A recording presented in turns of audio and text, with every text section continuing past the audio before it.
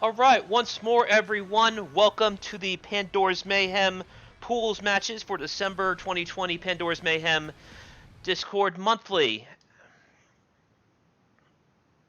And did the sound just bum out on me again? Just a moment! Why are you doing this to me? Alright, off. Wait a little bit and we'll see if it's back on. Very strange today. I do not know why my headset is not connecting to OBS beyond the mic. That has never happened before. It's always a new sound issue. It's never anything solid that's easily figured out. I've never had this issue before with my headset. So let us see what happens if I boot up again with Cross Tekken.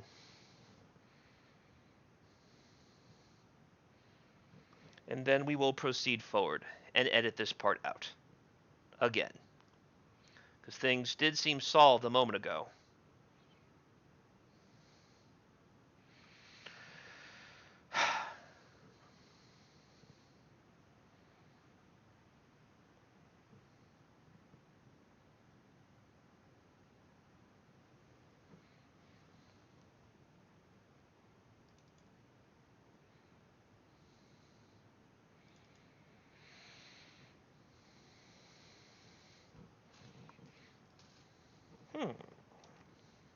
Curious. It appears that Cross Tekken will not boot. Let's see what's going on.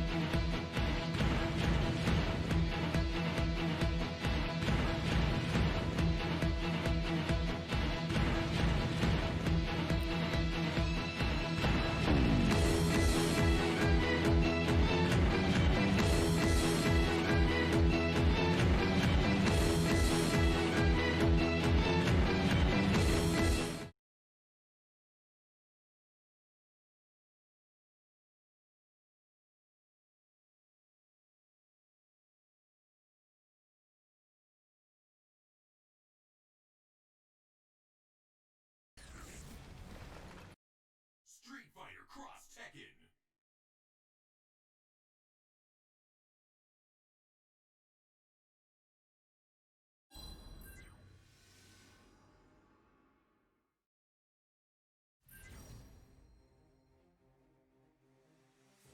There we go. Hey guys, good to see you. Don't worry about it. I will just cut that part out. Let us proceed.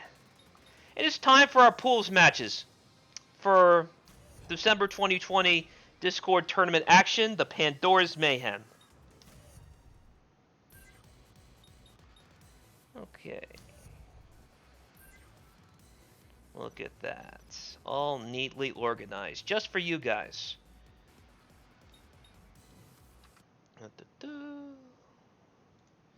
So I do believe first up is going to be Akos and Phantom Striker. Or Akos is what he said, like Echoes. Akos. Akos. Akos and Phantom Striker. I'm told everyone says his name completely wrong, but he said it's Akos, so Akos is what's going to be. Parents a Xenoblade 2 character. Let us proceed forward. I have no idea what's first, but I will assume it's this. Let's do it!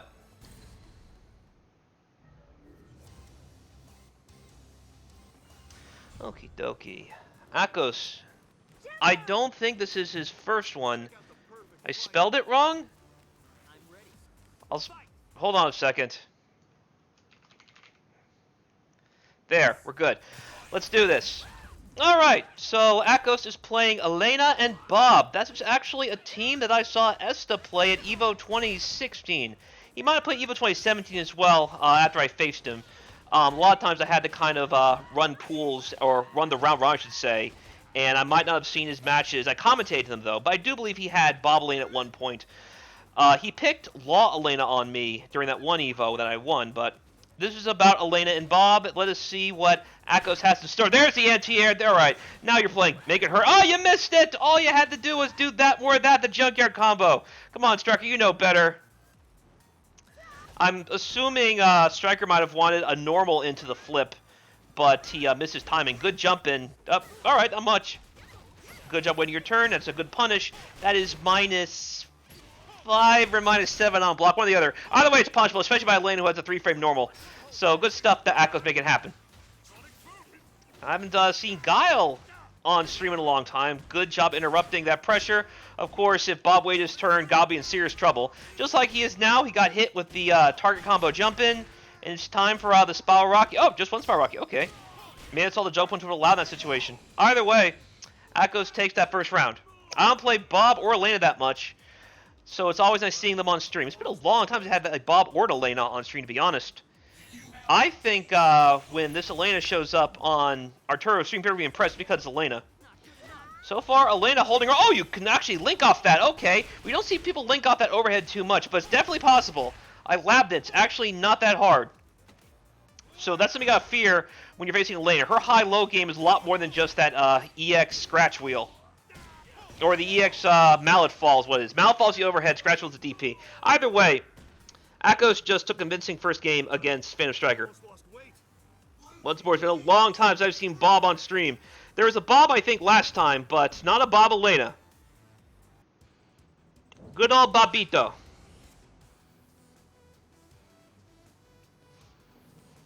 Alright, next slide.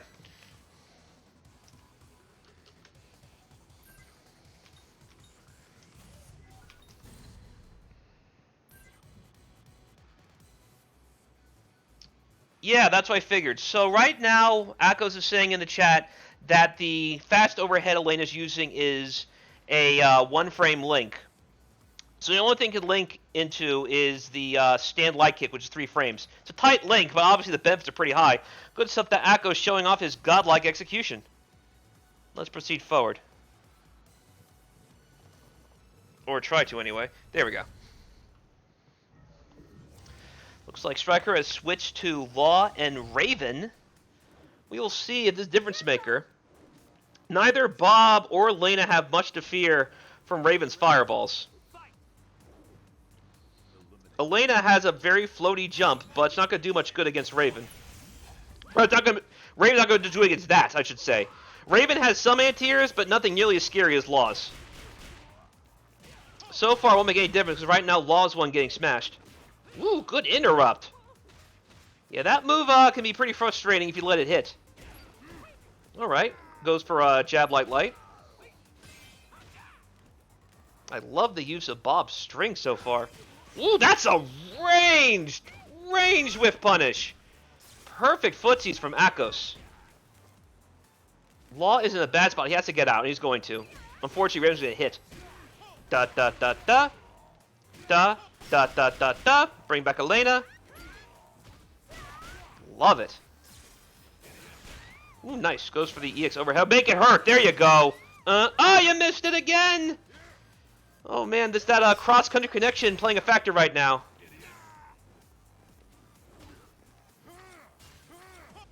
Ooh, nice. Good stuff.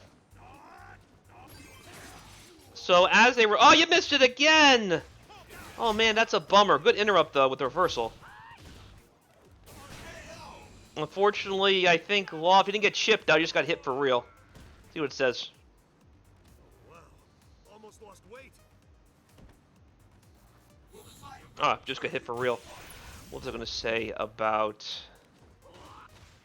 Alright, forget it. I'll remember it. Look at that space sweep. I have never seen Elena combos like this before. That's why I'm glad to see Elena on stream again. I haven't seen Elena in a long time. Not since... Man, I don't remember last time I faced Elena, period, to be honest. Good. That was a really good call-out. Unfortunately, no follow-up. Seems that cross-country connection is playing a factor. What a neutral jump, though. He just got him twice. Got him with Elena and got him with Bob. Akos is now up 2-0. Almost lost weight. One team wins.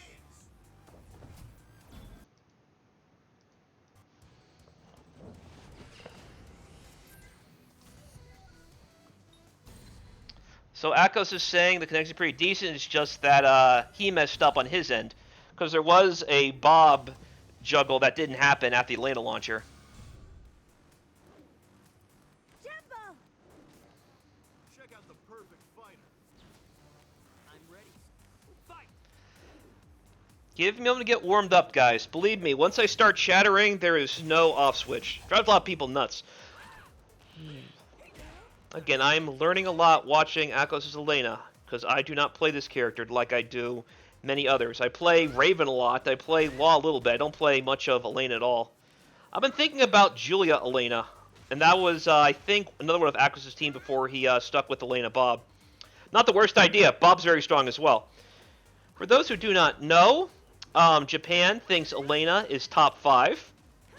We will see if Akos can help defend those claims during this tournament. So far, he's doing a pretty decent job. Time for throw loops. Law gets out, but there's no merely tag out. Good news is that move's pretty safe. So even if you don't make mirror tag out, Law's not really in big trouble. I should add, though, that Akos' footsies are really strong. I don't agree for anyone who says Akos didn't have footsies. So I do believe he told me someone criticized him for that, because he's made some pretty good calls on these whiff punishes. Because Law is not an easy character to whiff punish at all. Like, at all. Between stand light kick and crouch medium kick, it can be a problem. Make it hurt. Good. This time, Striker got a pretty big punish. Way to turn there. Elena was going to DP most likely because she had no meter. Most times, if you see a character, I'm going to try wake up DP in this game, keep eyes on their meter. If they don't have meter, they're not going to do it most likely, just because the risk is just too high. Again with the neutral jumps. This might be dead. Oh, alright. Keep it simple. Air-to-air trade, and Akos moves forward 3-0. Good stuff, Akos.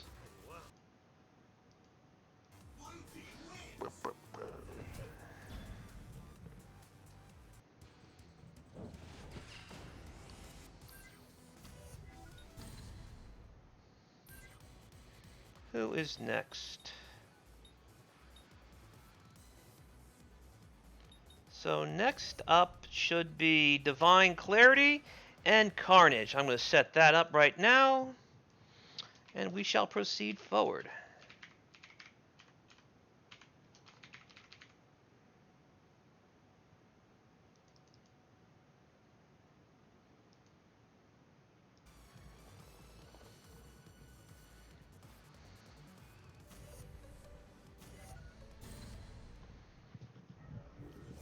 Alright. Again, I don't play Lily either. I do play these other characters, though. So that shouldn't be too bad. I really should start researching these characters I don't play. I made the guide, after all. You guys saw at the start of the stream the Cross Tekken Bible. So you know I did at least some homework. I don't know the frames, but I know the matchup. Why is this character starting with Lily on point? I've seen some people do it, but you don't do that if you have Chun-Li as your anchor. Chun-Li's anchor ability is pretty lacking, while Lily's anchor ability is pretty strong. It's got to be Chun-Li Lily rather than Lily Chun-Li. I think Divine Clarity might have just given up.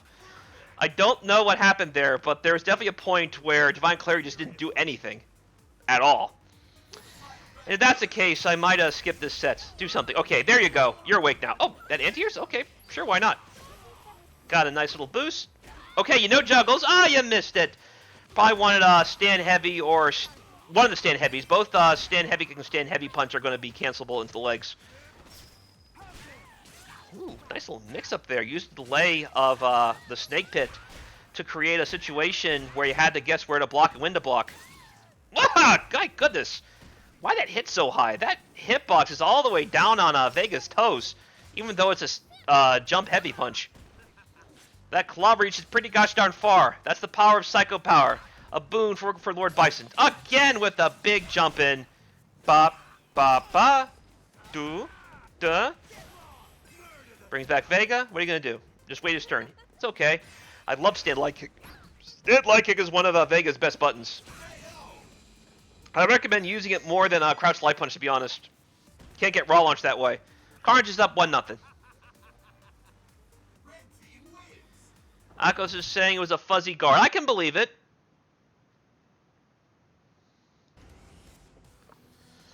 Yeah, that's probably the point of that jump in. Just because that move, and I was getting to this, that move hits deceptively low that it can hit people before they're expecting it to hit them. So right now, Divine Clarity has to adjust because Carnage got with him twice that last round.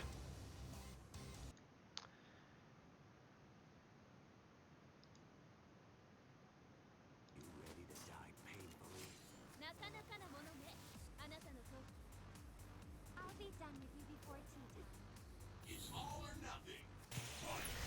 There's just not much to fuzzy guard in that situation, in my opinion. But either way,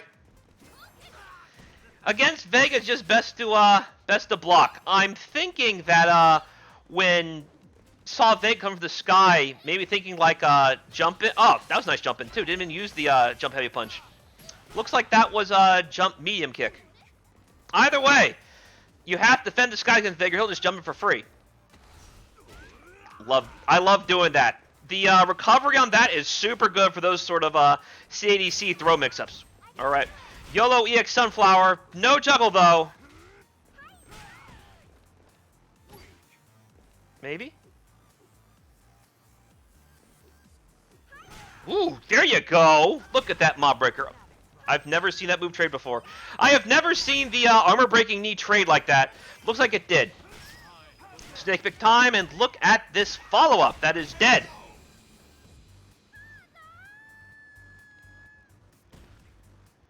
I love these Vega combos. I should adapt some of these when I'm playing Vega Raven. Do you have what it takes? Because I never thought the flip kick would hit in that situation. Or rather, the flip kick would allow the cosmic heal to juggle that way. That down forward heavy kick. Nice lingering sweep. No follow-up, though. Vega jabs out, and oh, you're going with the fancy stuff? Now, you gotta be ending that with the armor-piercing knee. Either that or the mop breaker. Whoa, I don't see that move much. That's a cross-up situation? Because looks like the last hit of that spinning bird kick hit Brian. So maybe there's some grime there that we don't see from other Chun-Li players. You don't see raw spinning bird kicks that often anyway. Ooh, there you go. Looks like Divine Clary's woken up. I'm starting to see some stuff. There's some knowledge there, but looks like the links are kind of fuzzy. Duh, duh, duh. Keep it simple. Oh, no! What a... Well, never mind. I was about to say what a whiff punish, but again, went the wrong way. Good raw launch. Yeah, won't reach that far. There's no claw. Gotta get the claw back before we want get that kind of range. Here we go. Careful.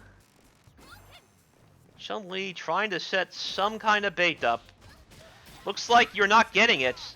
I don't know if Chun-Li's thinking about crossing him up or something. Some kind of cross under. But I don't know why I just dash into it in that situation. Vega wasn't really close enough to try doing something like that. So instead she just dashed right into a jump in. And Carnage is up to nothing.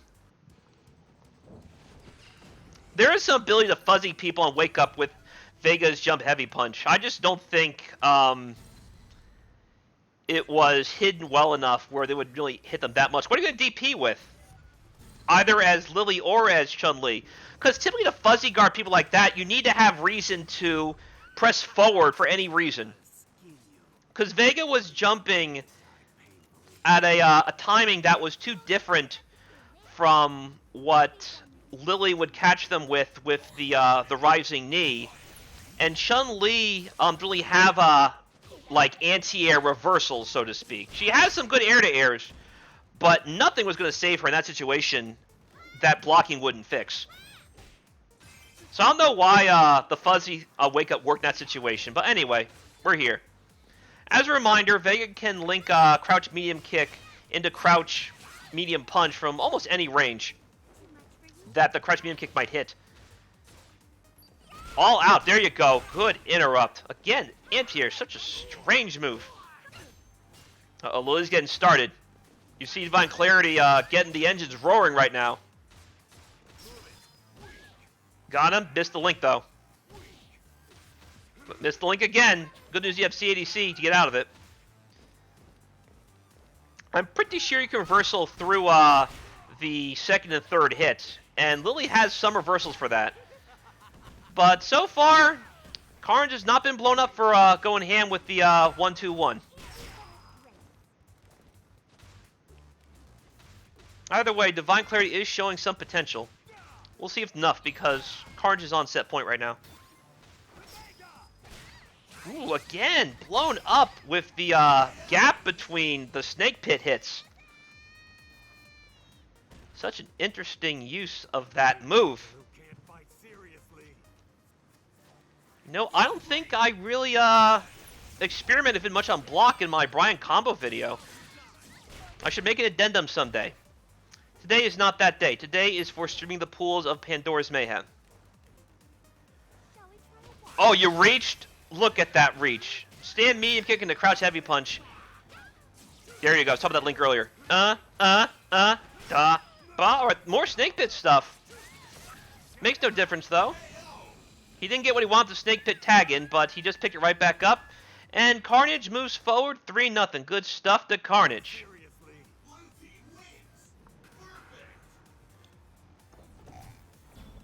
Divine Clarity is showing some signs of familiarity, though. I just don't think Clarity has faced an enemy of Carnage's caliber just yet. Because Carnage is no slouch, as many of you have seen on Arturo streams. Carnage is from the old guard, back in the Facebook days, before it was a barren wasteland.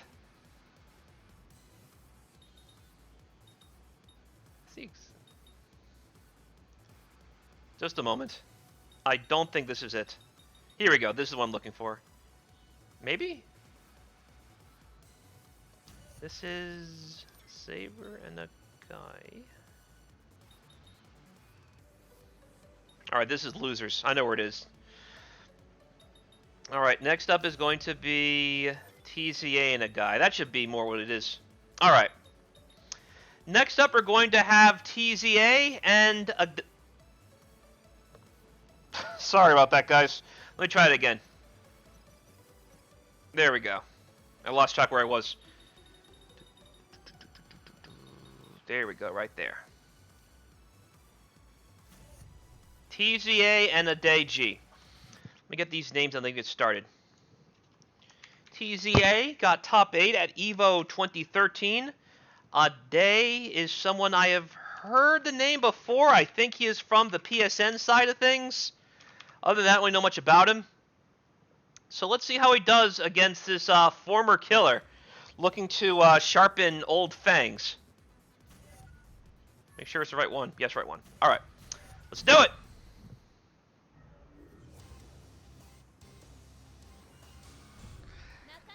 Christy and Raven. If I were to make a team like that, I would prefer Raven and Christy, but that's just me. TZA going with the old standby of Chun-Li and Law. And if this is the TZAs of old, I'm expecting a lot of time over, so you don't get just jumped in. Oh, man, this is going to hurt. Look at this. Look at those combos. And you got them backdashing. Come on. And you caught him on wake up again. One more with the hands. Getting mixed up with the low kicks. My goodness. A day coming out with eyes of fire. Got again with the overhead mix. And a day just dropped a big fat P on the former EVO top 8 guy. Man, we got contender here, ladies and gentlemen.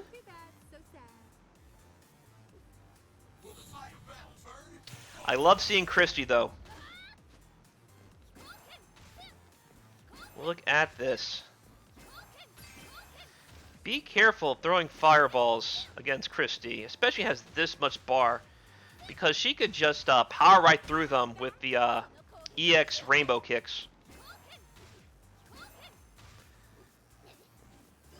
Ooh, good anti-air. Yeah, crouch heavy punch retracts her hurt box like way down to the ground. Almost like below the ground. Like it's a really good anti-air, that big thorn. So be careful doing it against Chris, because that's a cancelable normal as well. And if she counter hits you in that situation, she can just smack you down with half circle back punch. And then I think she might have enough for a follow-up. I forget. Anyway, look at that. Still her turn. You got caught. And TZA follows through. That is not an easy conversion to make. Christy reversals out whatever Law wanted to do. I do believe that was a throw. Oh, you just got hit by that move. Raw. Okay, look at that. The screen's like unsure what's happening. The whole screen shuddered when Chun-Li tagged in to go after Christy. Law was thinking throw, but that wake-up is throw invulnerable. Ooh, that's good. Look at that. And Ade actually knows the ranges he has to go for certain moves.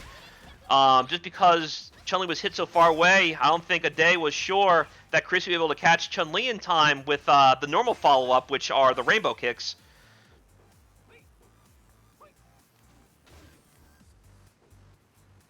Ooh, look at that. Such a far-reaching move. Crouch, medium kick. Yeah, you see TCA's like going, how do I beat this? I might be losing this game. Trying to force way in and caught Christy swinging. EX Fist Fury Rush, part of this complete breakfast. All right, watch out.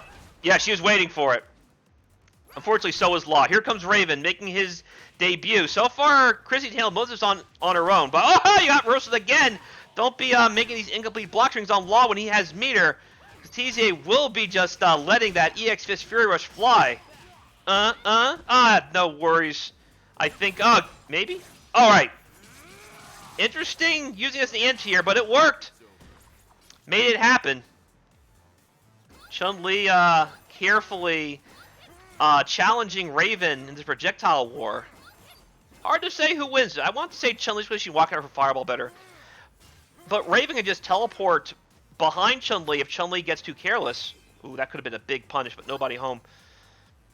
I think Raven could have done micro walk jab into boost into Christy. Either way, it's too late. TZ hangs on, time over, 1-0. Day's looking sharp though, not gonna lie. Christy's crouch medium kick, Christy's crouch medium punch, Christy's stand medium punch. Well, Christy's stand heavy punch, stand medium punch more good for frame traps. Either way, Christy's range on her buttons is fan-freaking-tastic. And you're going to have to really be on your game to challenge those buttons, because today almost stole one from TZA. Why'd that happen?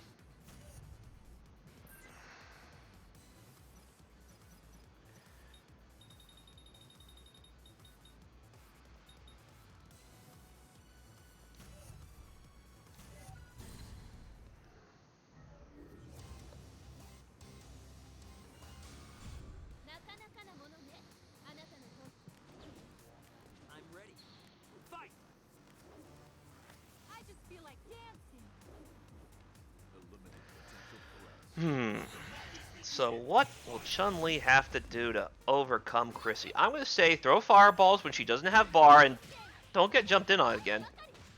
Okay, this time Chrissy didn't finish her food. Looks like it was a CADC mishap or just didn't react in time to get the cancelable stuff. Either way, TZA is making Ade pay for his hesitance right now.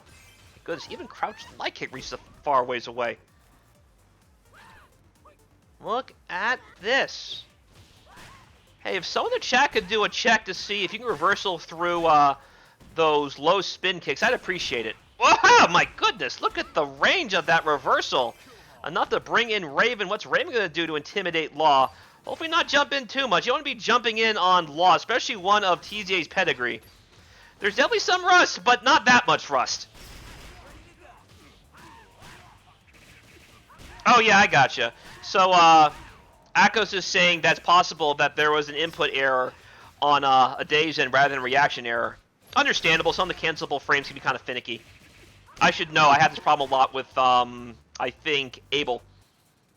I know sometimes Abel has something come out, even though I know it should. I have to really be slow and deliberate with my inputs to make specials come out up to certain moves. Ooh, there you go. Look at that. Down forward light kick. The quote-unquote difficult anti-air. Whenever I get down forward light kick anti-aired by Lenneth, I always feel so bad. So I don't think it's supposed to work nearly as well as some other anti-airs. Ooh. So, good job to TZA for knowing when to down back jab. Because that actually stopped Law's forward momentum, which prevented Christy from punching him worse than she could have.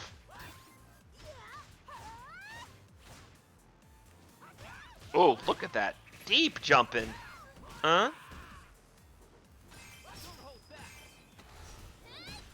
Loving it. Looks like TZA has found his rhythm.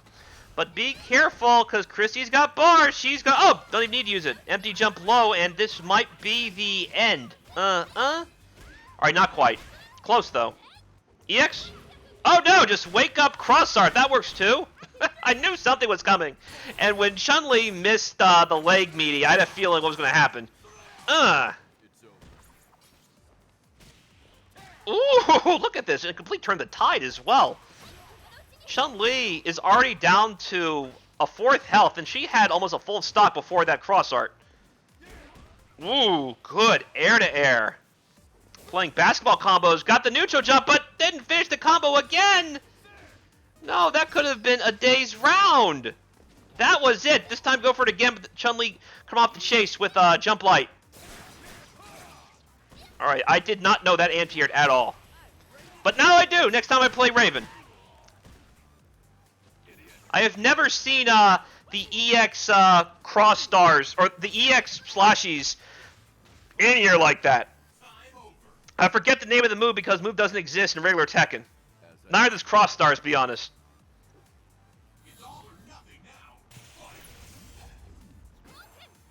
Either way, the slashies, I don't see anti-air much, but I've already seen it twice in one set. Once the super, again the EX version. The anti-airs with the regular version, I'm just going to be done. I have never seen that move anti-air before. EX slashies. Give me the actual name of it, because I don't know the actual name of that particular move. I just call them slashies. Wind cross. So what's the name of the shuriken? I thought that was called the wind cross. Cross shuriken or something?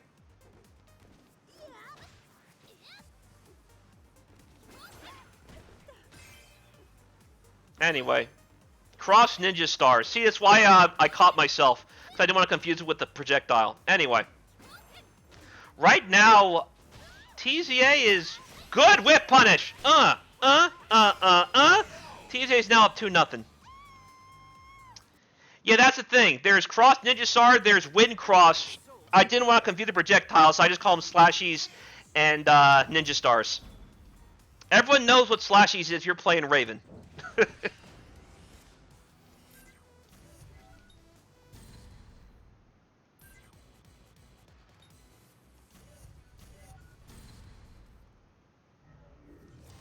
Any move names beyond Street Fighter 2, I'm pretty fuzzy on. So I will just call them by their notations. That way everyone knows what I'm talking about. TZA is on set point against a very game a day. He has shown me Raven stuff I have not seen, as I have mentioned several times this particular set. And it's always nice seeing Christy on stream. And his Christy is pretty brutal, not gonna lie. Okay. Going for a stand crouch mix with the boost combos. Did she just whiff punish with the crouch medium punch? Hey, it worked, not gonna lie. Oh no, a little bit too far. You still caught her? Okay. I was thinking that was Christy's turn to bring the pain when the down forward heavy kick cross up missed. Brings in Law. Oh, okay, he's interrupted. I was thinking it was still Law's turn, but I guess not. Please be careful, neutral jumping on Law. Walked right into the junkyard combo. Go for that slide. Still Law's turn. Ooh, nice. Ray was thinking teleport, but Law just threw him out of it. Open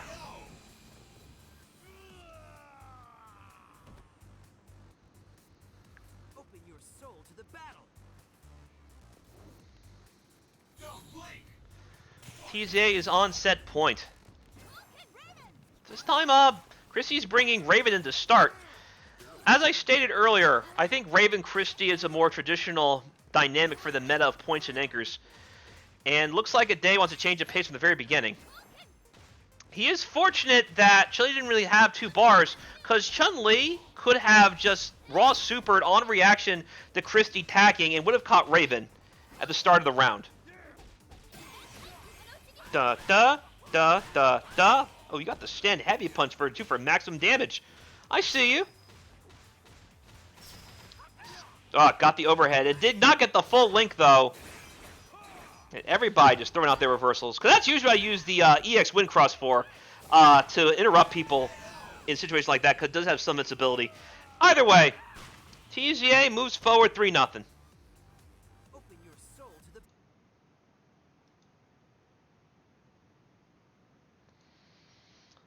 But I did like what I saw from a day, and I'm looking forward to seeing what he has in his next set in loser's bracket.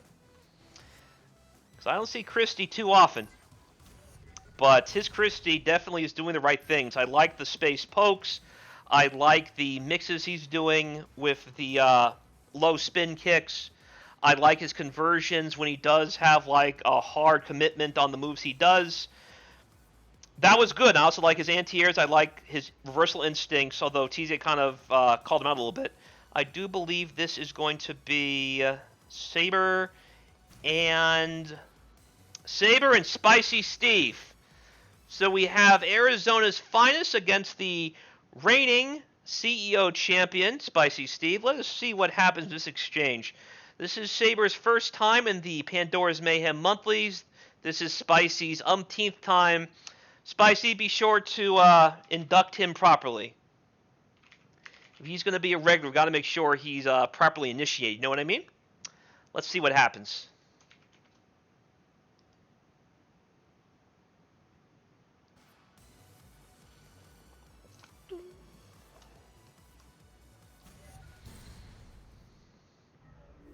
Yeah, everybody's playing Law. He is that character. He's always been that character, to be fair, Akos.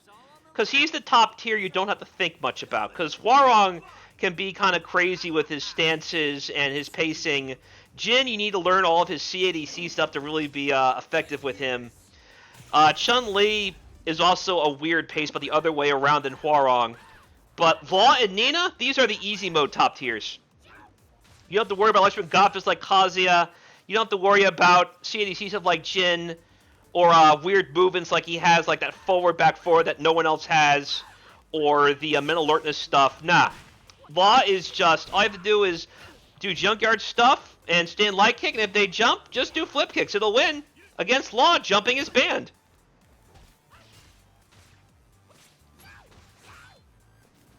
So how is... Ooh, there you go.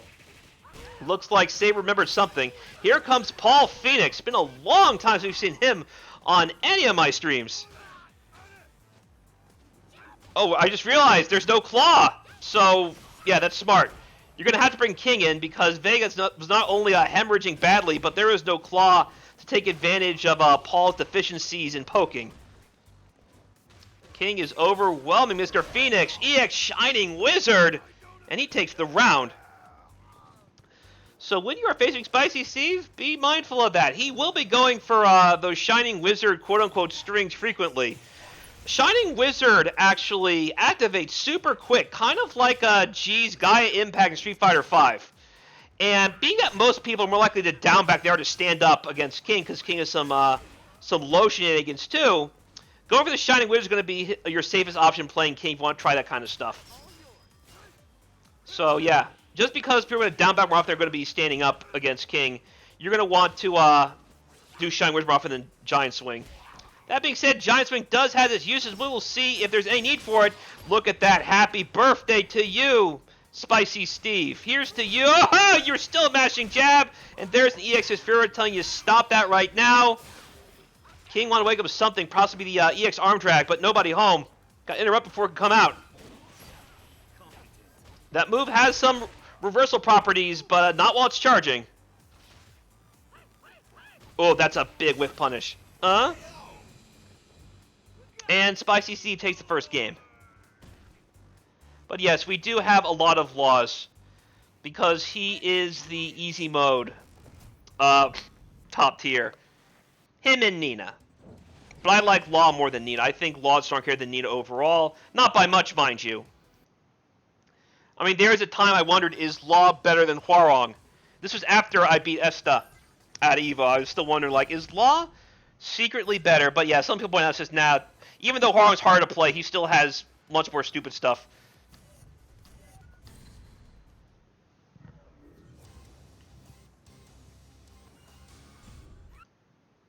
So, as a reminder, the top tier, in my estimation, in the order by my estimation, Hwoarang number 1, Law number 2, Jin number 3, no, Chun number 3, Jin number 4. Take it back. Chun-Li and Jin are tied.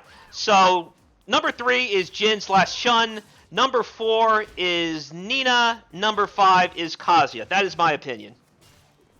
I have Chun-Li and Jin tied at 3, just because both of them are just so dumb in their own special way, I had to tie them. But I think Law is just above either of them, and then Hwoarang's above them. That is my opinion. I just think Law has so many tools that it compensates for some of the other stuff he's lacking. Because he lacks nothing other than projectile, which he doesn't need. Because he can go through projectiles pretty easily with the Dragon Kick stuff.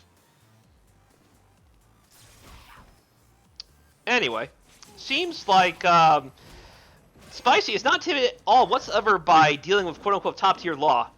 Because Paul Phoenix is in the field, and he's also in bad shape.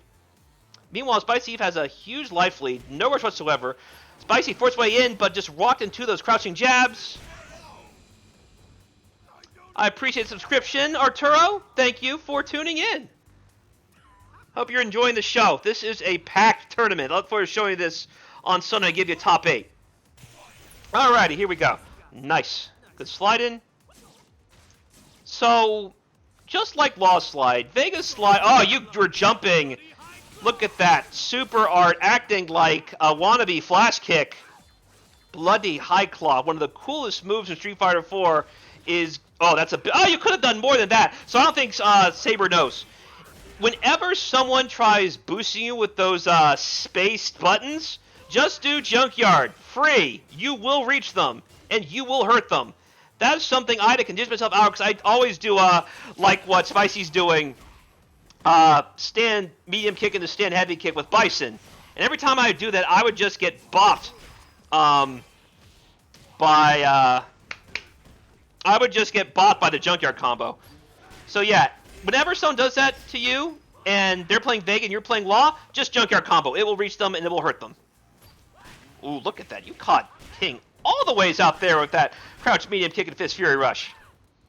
Looks like Saber has got his footing back. Oh, I don't know what he was thinking there. He was probably thinking maybe a low something, but nah, he went for the Shining Wizard. I think if he went for the EX Giant Swing, he would have caught him. Either way, Spicy held on, so it wasn't that big of a deal. Okay, so whenever you see Law do those strings that be cancelable into Shaolin kicks, you can interrupt that with any reversal you want. And I think if King did EX Giant Swing, Law would have just dashed right forward into it, and he would have gone for a ride to his grave. Alright, Spicy is on set point. Let us see what is next.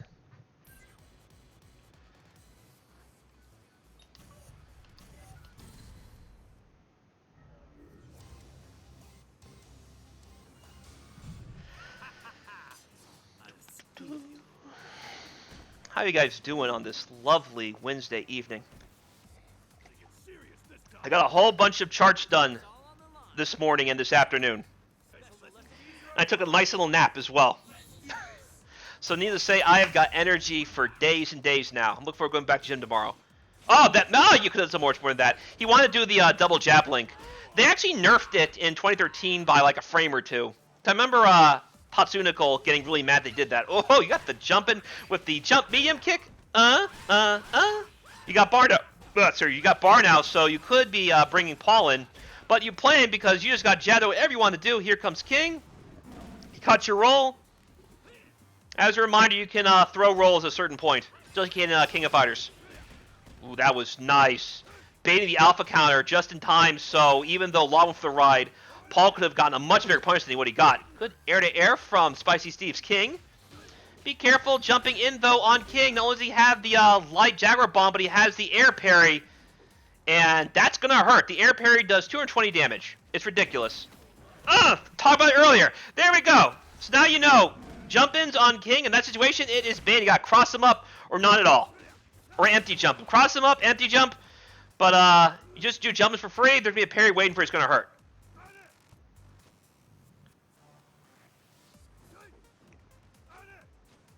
Alright, right now they're just throwing buttons out. The good news is, in cross up, they get hurt! That is not safe at all. You can tag cancel it. You can just let it go raw. It will always be unsafe. It's always going to be a suicide button on block. The only way to use that move is in combos. Like that. And then, you missed it! That was a chance! Alright, he caught him. King tried to backdash, but Law's overhead just smacks him right down. You can use the overhead to catch backdashes, and it'll cause a ground bounce. So Law's combos are much easier that way, because normally if you hit him with the overhead, you gotta do links and stuff. And Law's links are not as easy as some other overhead links. Anyway. Throwing out raw shadow kicks. He got the overhead, but no follow-up. Look at that air-to-air. So gorgeous. And all of, it's a short combo, but it's unscaled. And look at the damage it did. Unscaled high damage combos are so hype in this game. Probably I've been playing it for like the last 9 years. Ah, nah, he didn't get the, what he wanted. I know what he wanted. Probably missed the buffer for it. He either wanted, the arm drag or the Jaguar Bomb. Both the exact same damage. Uh-oh. We're just doing, light links, and you still didn't get it. Looks like the connection from Florida to Arizona is being somewhat spotty, but as remember, this is rollback netcode. So, given that was made in 2012, this is one of Capcom's better efforts for netcode. This is actually more stable than Street Fighter V netcode, although I've heard that Street Fighter V has gotten better over time. I won't be the judge on that, but anyway. Play Street Fighter V too, it's a good game. I love Cross Tekken, it's my all-time favorite game. I appreciate you guys tuning in, but be sure to tune in on Arturo's Street Fighter V streams. That's a good game too in its own right. Bop. Watch, gonna corpse hop. Baited the reversal. Oh, ha, my goodness. Counter hit, forward medium punch. Caused a ground bounce, but Paul didn't do anything after it. Make it hurt. That's a umpteen time happened. Like, those happen a few times now, just doing those raw knees. Again! Oh, okay. He missed the boost that time. Good news for him. Saber just did another raw knee. Think it would work this time. No such luck. My guess is Paul wanted to punish whatever King was doing and just buffered a light into the knee, but only got the knee instead. Spicy Steve goes for EX Raw Claw, and he moves forward 3-0. Good stuff, Spice Meister. As a reminder, Spicy Steve is the CEO champion of 2019 onwards. As of now, he is the currently reigning CEO champion, being there was no CEO 2020 for obvious unfortunate reasons. Let's see what's next. By the way, before we continue, I would like to have a word from our sponsors. And by sponsors, I mean me, because most comes from my own pocket. Other than the donations that you guys contribute, the Matcherinos on Arturo stream. We do appreciate that. If you are interested in learning more Street Fighter Cross Tekken, please be sure to check out the Street Fighter Cross Tekken Complete Dossier. You see the bit link right there. See, I can actually copy-paste it. 1 second.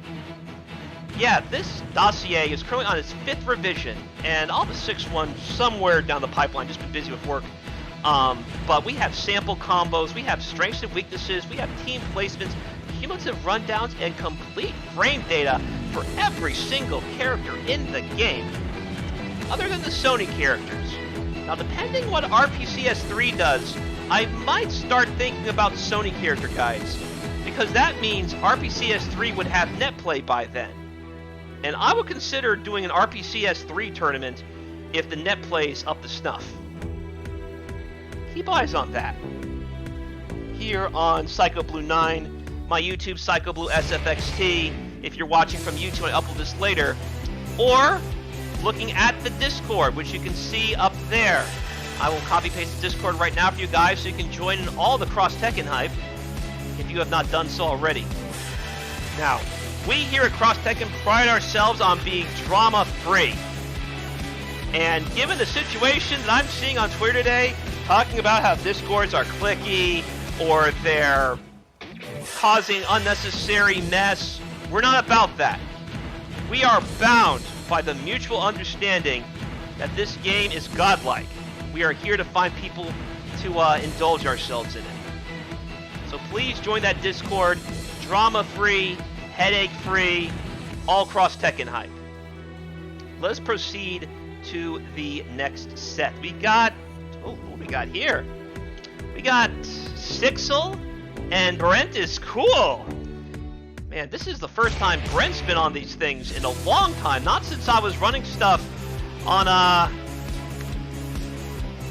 since I was running stuff, I don't think, on Cross Counter TV, because I did that for a little bit, until Ryan went off the proverbial deep end on his end. And that was the last time I saw Brent these things. And Brent didn't participate in anything in the Arturo series, so let's see what happens. Let's see if he gets that far. As a reminder, Top 8 is going to be this Sunday on Arturo's channel. We will see if Brent gets gatekept by a very game Sixel. Let us find out right now, shall we?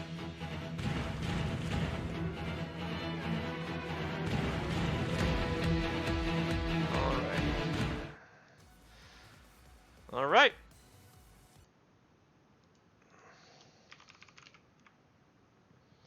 As a reminder, this is still round 1 winners bracket. This was a packed tournament, so we're just going down the list right now. A lot of people entered this time, and I'm really happy for that. So happy, in fact, I'll be dropping a $50 base pot in the match arena when it goes up.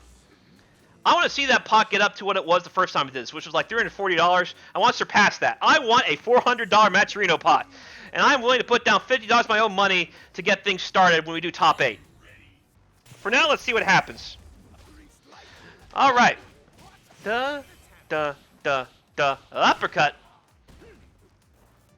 So something that Brent is really good at with Dudley is he's really good at his links. So his high-low game is very real. Good anti-air. Ooh, look at that. Yoshi wanted to go for the overhead, but DP said no. Ooh, do you know the punish? Don't know the punish. So yeah. So for Bison at least, to punish that particular boost, what you have to do is dash forward and then press a light attack. I don't know if Yoshi should be able to reach him though, because Yoshi's dash is pretty good. Yoshi dash into a crouch, light punch should do it. Anyway, Sixel, if you're watching, that's how you punish that move. If you don't do so later in the set. Man, the corner is so deadly. Look at that, caught again. Empty dive low actually. Gonna finish. Wake up with something? Nah. Brian just backdashed away. Didn't want any part of it. Got the overhead, but didn't get the follow-up. Alright, Sixel. If you launch like that, just do the exact same string you just did and then end with Mac Breaker.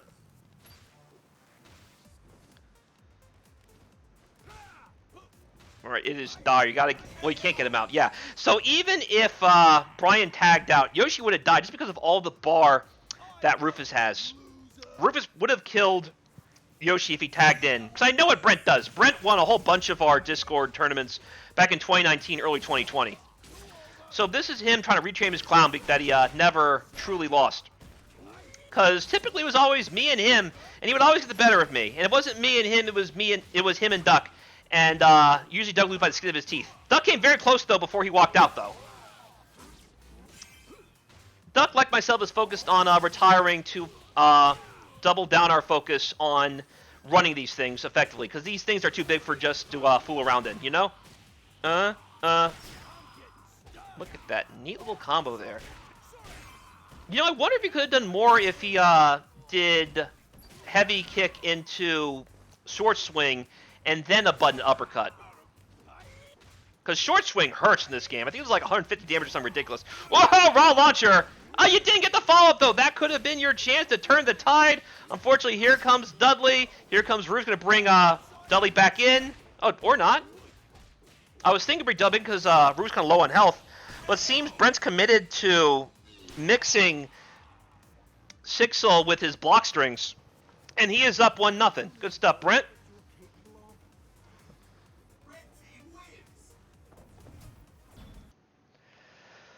Okay, let me slow down for a second.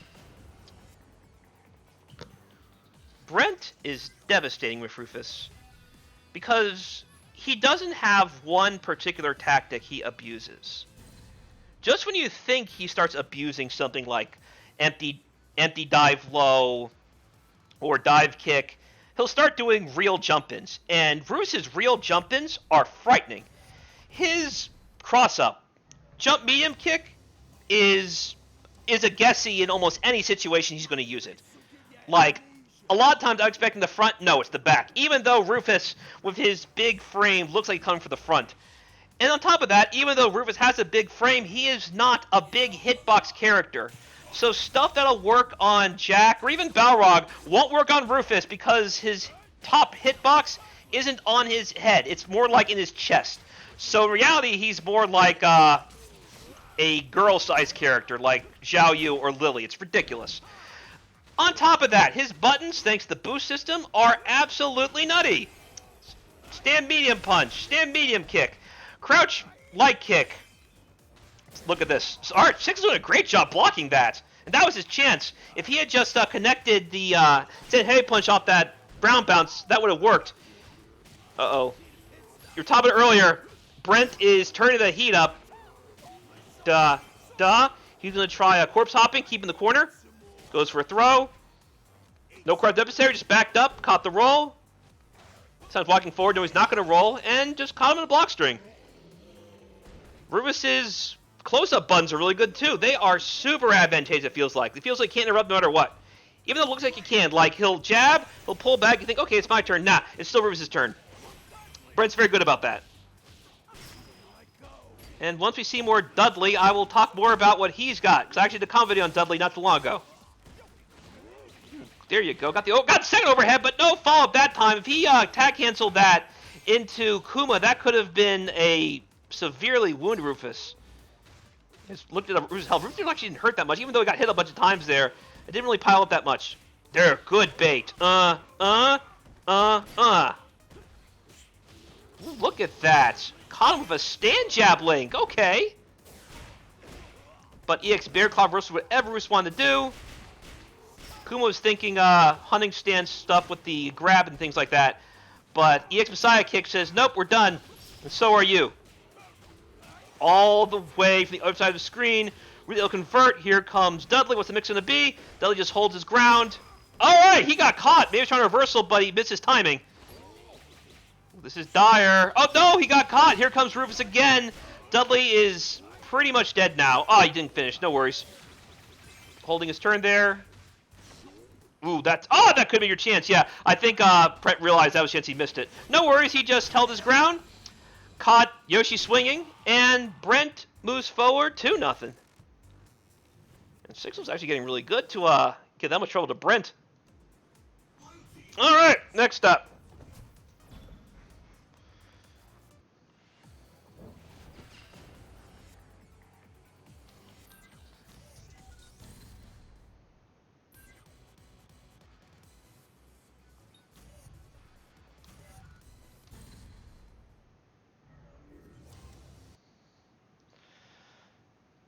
Yoshi has been retired. It is now time for Ryu. As hard as it is to believe, in Japan, Ryu is also considered top 5. Japan's top 5, and I've confirmed this with many players. This wasn't just Esta trolling me. Other people have said this, and I know he's not popular enough to get everyone in on this con. It was Hwarong, Chun-Li, Law, which is fine. And then he has Ryu and Elena as his 4 and 5. In Ryu's defense, his boost close heavy kick is stupid. Like, it is always his turn when he is doing close heavy kick. And close heavy kick can be canceled into launcher, and he has all the time in the world to confirm into it. Obviously, in this particular round, he didn't time to confirm anything because Rus and Dudley just walked all over him. So he does have some stupidity he can take advantage of. He can also tag cancel his overhead leading into full standing combos for his partner. So that works too. Ooh, look at that. Rufus just safe jumped. And, nah, there you go. EX, Messiah kick. Okay, there's no meter now to save him. I'm pretty sure, Kuma could have caught him with the throw. The caught me a fish throw. Okay. I don't know what he wanted. He might have wanted, EX Frolicking Bear, but he got the command grab instead, which is 360 punch. He might have pressed punch to a kick, because sometimes, you can do 360 kick and the flocking will come out. Anyway, make it hurt. Look at that target combo. Here comes Ryu. This time he's going to make things happen. Alright, time to talk about Dudley. That elbow drop is crazy active. And it has a really weird hurt box. So if you try to air it, you might lose a lot. Like, it's hard to air, and it can kind of fuzzy people when he's coming down with it. So be careful. The good news is Ryu is a DP, so it'll have its ability in a way other anti-airs might not. Oh, that was your chance. That could have been a dead Rufus. Good tag punish, though. One more hit should do what you're going to do. There you go. Okay, Sixel showing signs of life. Just the right time. Look at that. Kuma. The bear is in the house. I was saying earlier, I wish there were more bear players, and Sixel has answered the call marvelously. Okay, even though the score is not particularly favorable for Sixel, I have liked the Kuma tech I have seen. Because that's what you have to do with Kuma. You have to knock them down, and then their hunting stance, and then chase after them when they try to roll away. If they don't roll away, just get right in their grill, and make them think, am I going to go for throw, or am I going to go for the hunting blows, or am I going to go for just stand right back up and do something else? You got to worry about it. You can also anti-air from a hunting stance. He can either do a forward medium punch, which is the big claw, or he can do frolicking bear, which is half circle back and kick, his air crush attack. Anyway, seems Rufus is good DP. You can tell Six was waiting for it that time, but again, man, how is Brent building meters so quickly? I'm just looking at his bar and realized he already built 2 bars. I was like, wow, that's a lot of meter. But he does have meter gem with Rufus this time, so that could be playing a factor. Brent moves forward 3-0. Good stuff, Brent. And again, this is still the first round of winners. This is a lengthy tournament. We got plenty of time before we get to top 8, where we close off the particular stream that we are running today, which is just for pools. Top 8 will be on Sunday on our Turo stream. Next slide. Let me make sure it's the right one. Alright, this is the right one for sure. I do believe this is going to be Kupo and Pizza, I think? Perfect. Okay.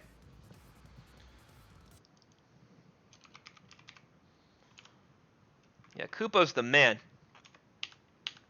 For those of you who like Sakura, and for those of you who like Alyssa, Kupo, he didn't... No, I'll say it. Kupo pretty much wrote the book on Sakura, at least. Because he's the only Sakura who's stuck with her this entire time and has done stuff with her. Is he the best Sakura I've faced? I would have to think, if he's not the best Sakura I've faced, it would be Cabalcog from, or Cobblecog, I forget how it's pronounced. He's an Irish guy from Europe. But, yeah, his Sakura's nasty. Look forward to this as he faces Pizza Monkey.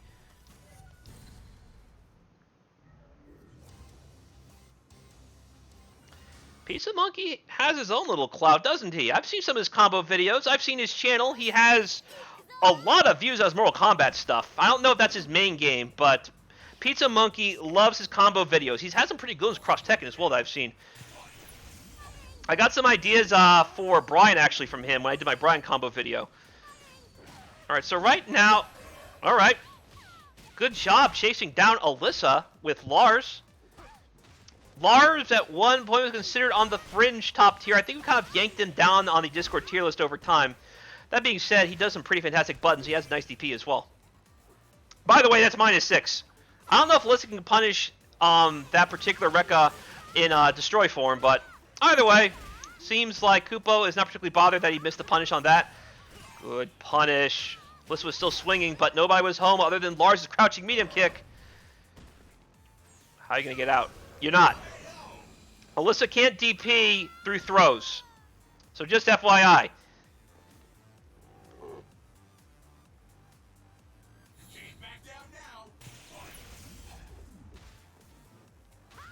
That's nice. That could have been disastrous. You saw Pizza kind of waiting his turn there. He could have gotten like a light Jaguar bomb, to be honest. Something Alyssa will be doing a lot, especially with Kupo playing her, is when she is up close, she'll be trying to cross him up with jump medium kick, and that lingers a super long time. He might not need it, though. Seems like Destroy Form is just completely shutting down King right now. It chips. It lasts forever. It's super active. Ooh, look at that. You're making it hurt, aren't you? You're doing EX Convict Kick links. Bringing Sakura. Oh, not bringing Sakura? Okay. Yeah, be careful. Lars could have definitely reversaled through that string. And Alyssa was so low on health, it might have... Actually, no, because there's no meter to really make it hurt more than just the DP. Okay, you're still good. No, actually, you did because he alpha countered. So yeah, Lars could have killed Alyssa when she did that string, because you can reversal through that thing. You can reversal through the second, third, so you can reversal through after you get hit by the third thing, and she's trying to link you with it. Too much hit stun. Couldn't get the throw. Got throw there, though. Yeah, talking more about cross-ups. It's going to be a lot of jump Tatsu at just the right angle. Look at that. Oh, sent them both flying. The good news is you can't kill off alpha counter, so you're good. Ooh, look at that Tatsu. You know, given how long that Tatsu lingers, I bet King could have just parried through that and really brought the pain to Sakura. Kupo told me he has Sailor Moon colors of multiple scouts for Alyssa and Sakura. I think this is Uranus. I want to say this is Uranus, and this is double Uranus. Like the blue and the yellow is definitely Uranus colors. Anyway. Da, da, da, da, da, da. Love those combos. Uh-oh, you got caught. Here we go. And she had bar to make it hurt for real. Overhead? Low attack? Goes for chip out. Either way. So even if King alpha countered, I think Sakura came in at a certain point where she could have blocked alpha counter and just killed King there. I have to watch again to find out. But either way, alpha counter or not, it didn't happen. Koopa moves forward in this set, 1-0.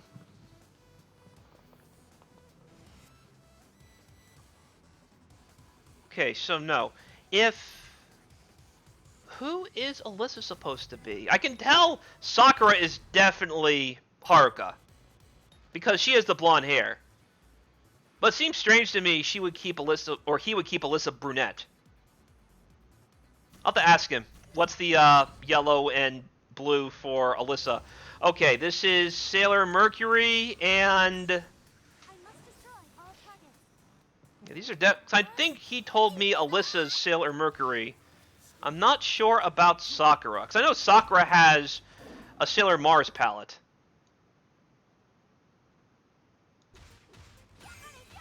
Duh. Alright, there you go. That's what we gotta do. Use those angled fireballs. You can't reflect those, by the way. We were talking about earlier in the Discord. Alyssa's fist missiles cannot be reflected. So, the good news is, Lars doesn't worry about that. He has the assigned entry to just dash under them. And he closed the gap pretty quick. Good stuff to Pizza Monkey. Ooh, look how long that lingers. I wonder, again, could he just parry through it? Oh, good. There you go. Talking about earlier, light Jaguar bomb just completely swooped Sakura out of the air. Scooped like a rebound and dunked down for the putback. Ooh, look at that. That's definitely I won't call it a fuzz. I don't want to misuse the term.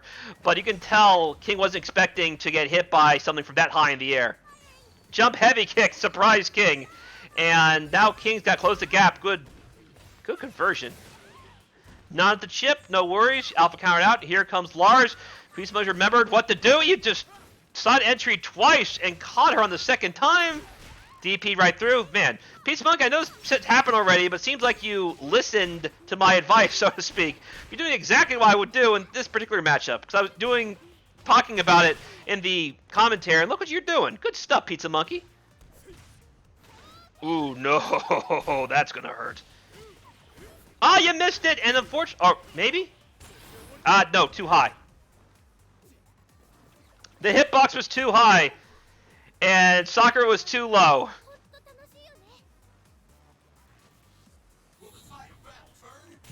I like the idea, but unfortunately, if you're going to do that, you should have done it earlier.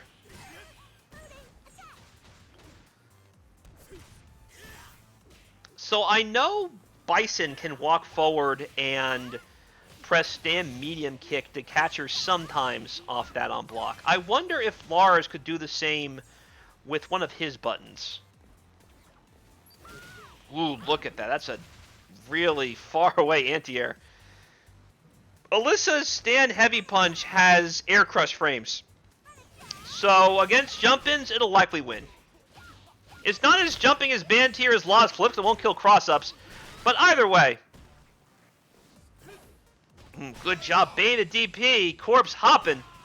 Corpse hopping like a Misfits concert. Koopa's now up 2-0.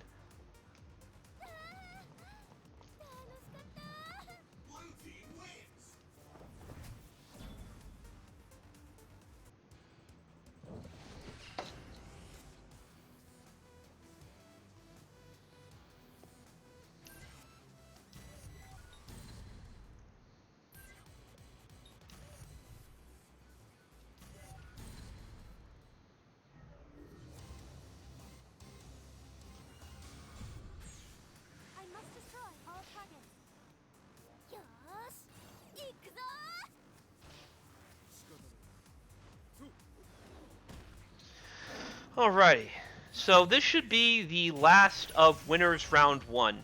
We will move to losers bracket after this.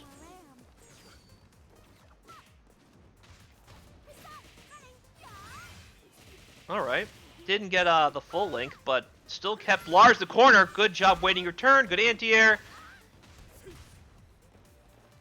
So I've seen Alyssa actually beat some DPs with that stand heavy punch, particularly they start as an airborne move. So that's why Heihachi can parry some DPs but not others. And Alyssa can just power through some DPs but not others. Some start grounded, some start in the air. It's really interesting. I have a video planned about it as well. I've already finished it, so I'll upload that in due time. I've been sitting on it for months and months. Just wanted to kind of tailor it a bit, and I wasn't sure it was important enough to really talk about. But given what we're seeing, it might be time to revive that interest, you know? Especially now my channel is a YouTube partner. Thank you to everyone who subscribed and got a YouTube partner. I do appreciate you guys very much. Ooh, I don't know what you think of there, Alyssa, but no worries. Just boost right out of whatever Lars wanted to do. Throw a fireball. Yeah, be very careful, Lars. I guarantee if you're going ham with those dynamic entries, you just might get punished. Kupo delayed that Tatsu for a bit, but... Whoa, again with the jump in! Probably thinking DP didn't come out fast enough because that boot caught Lars where they're expecting it. No time to alpha counter. Kupo moves forward 3-0.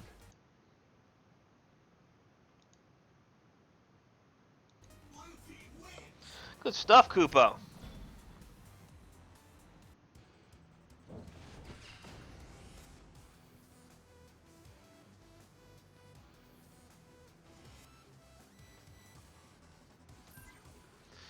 Alright, as we move to the next slide, let us have another word from our sponsors. On the 20th, we are going to have another event on Arturo's channel, the Shattered Skirmish. That is my Power Rangers Battle for the Grid monthly, and this is going to be a Battle for the Grid League sanctioned event. So be sure to join in if you play that game and enjoy the festivities. Scorpina will be making her debut. She came out earlier this week, and she's definitely pretty wild. They gave her Captain America's Charging Star. It's crazy. Let me see where we're at with... okay, this should be losers.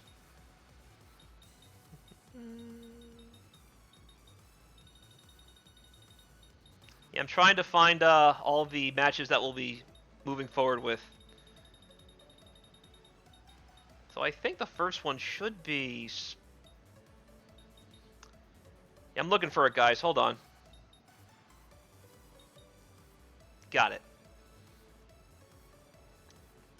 All right, moving forward to losers bracket. Thank you guys for waiting.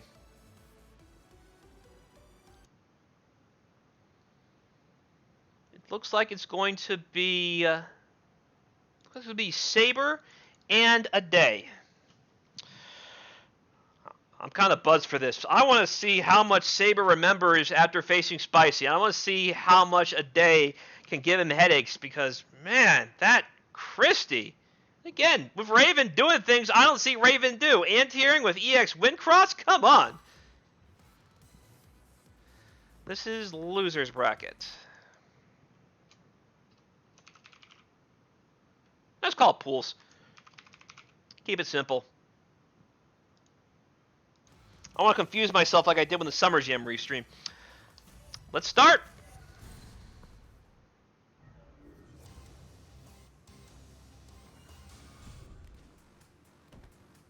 Take it serious this time. It's all on the line. Sorry. Special recipes are applied. I just feel like dancing. Eliminate potential threats. It's all or nothing. Okie dokie. Law versus Christie yet again. This time Law in the front rather than the back like TZ8. Okay, counter hit overhead. Great start for Saber so far. Oh, what a trade! My goodness!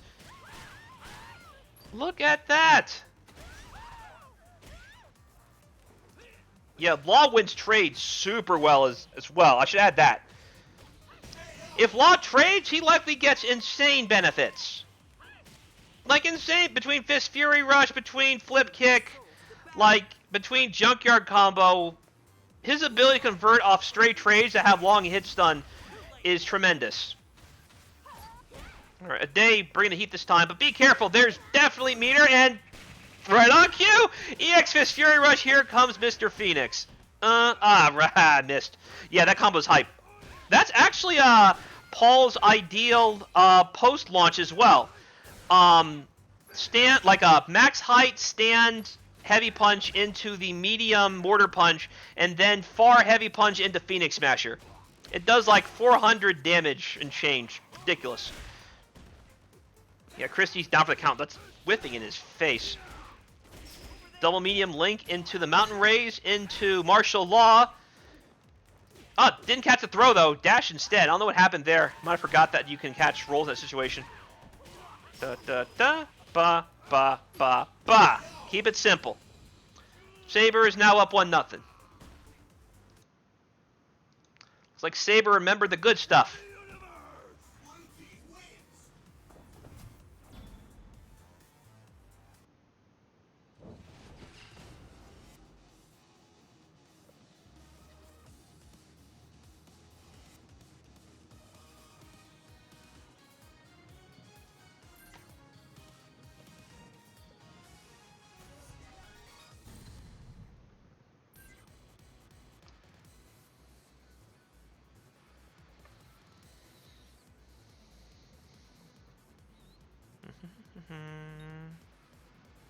There we go.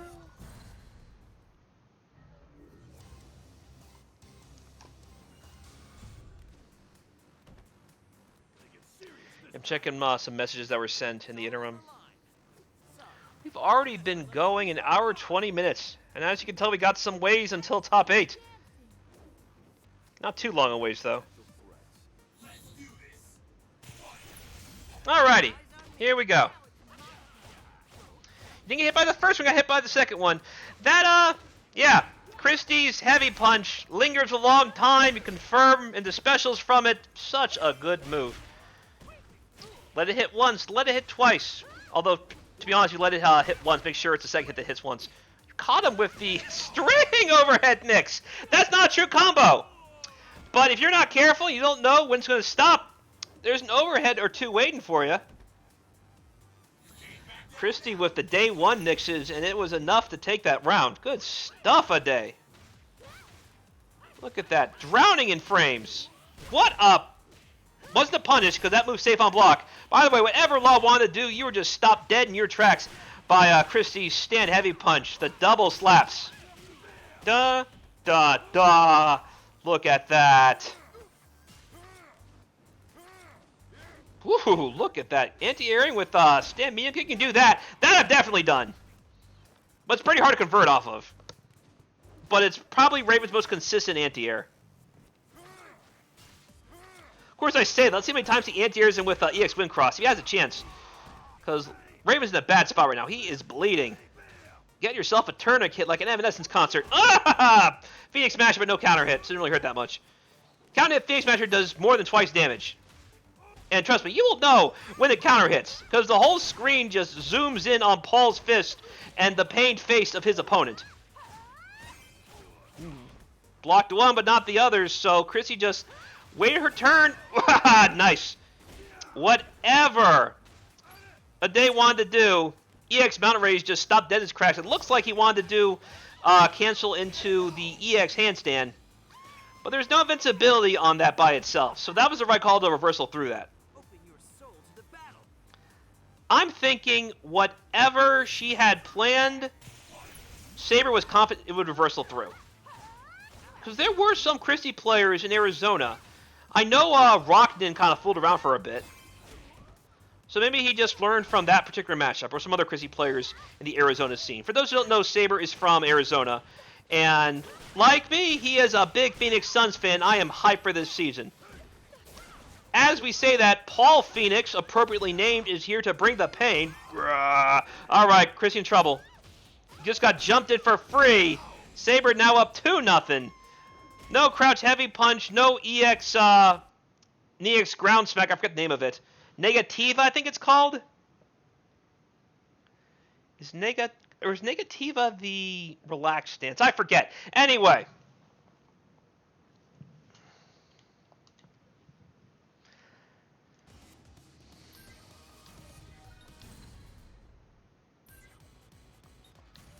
I feel bad. I actually did a video on Christie, so I should know the move names by now. God, suck. Anyway. Christie's handstand. He entered by doing crossover forward and kick.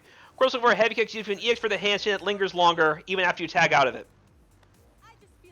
And you can ground bounce the kick version of the handstand stance. It's pretty cool. We'll see if it's used properly this time, because Paul just laughed off it with EX Mountain Race when Ade tried to do something with it. Ooh. I don't know if Law could ever lobby punish that. The Rainbow Kick's kind of finicky in that regard. Either way, Saber is on set point. Ade needs to win the next 6 rounds. Or, not the 6 rounds. Ade needs to win 3 games straight to advance through lose bracket, because if he loses this, he's done. This is the last gasp of Ade. Will it be enough to get him out of this mire that he's stuck in?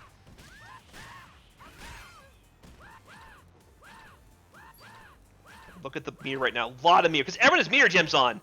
So whatever tool they need is at their disposal.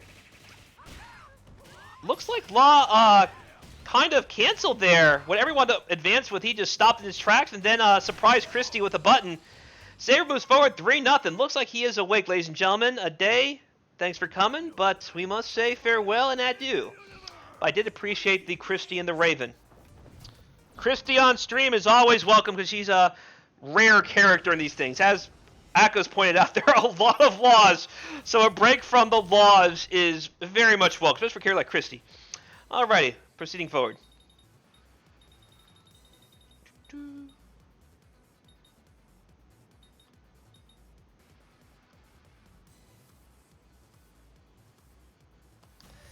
Next up is going to be Phantom Striker and Divine Clarity.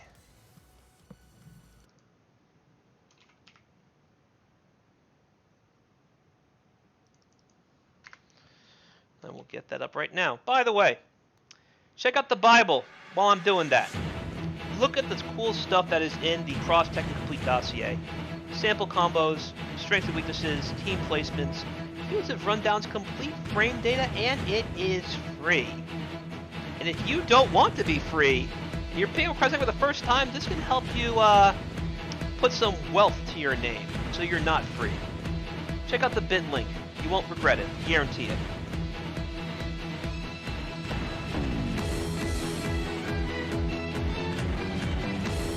Alright. Let's begin.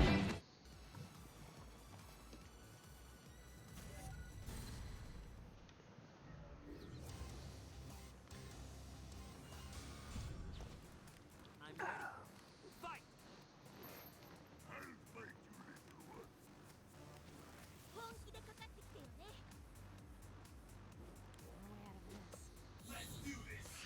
Oh, he... Whoa, Divine Clarity is using a banned gem!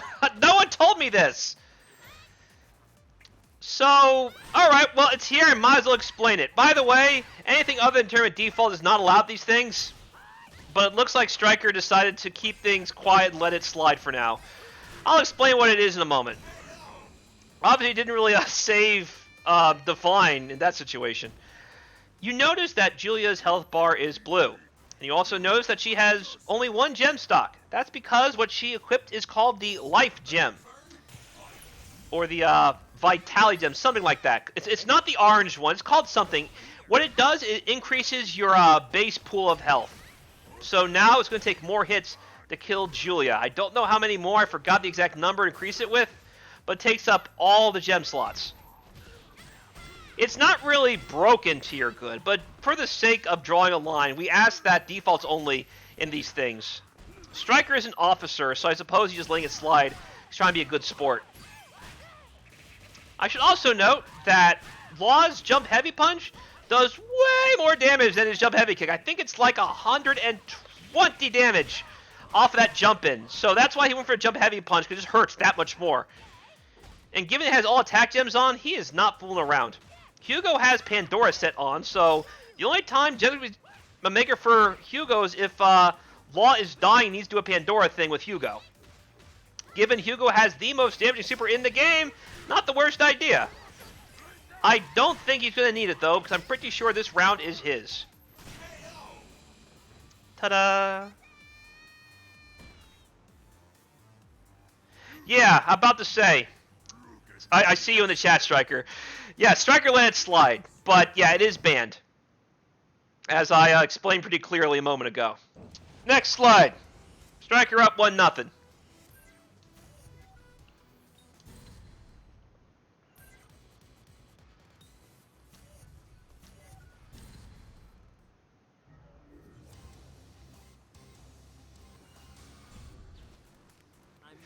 Yeah, Striker saying outright in the chat it wasn't going to help him. I can definitely see that.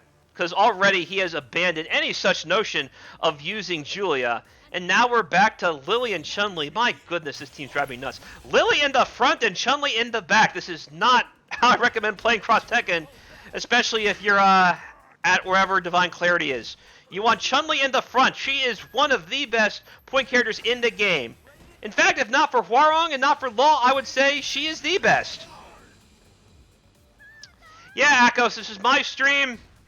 This is, yeah, I'm reading the chat right now. Right now, a lot of people are plastering Divine Clarity for his gem choices and team placement choices. If only there was a guide you could look at to learn where you should place your characters on this team should you want to play Lily and Chun-Li.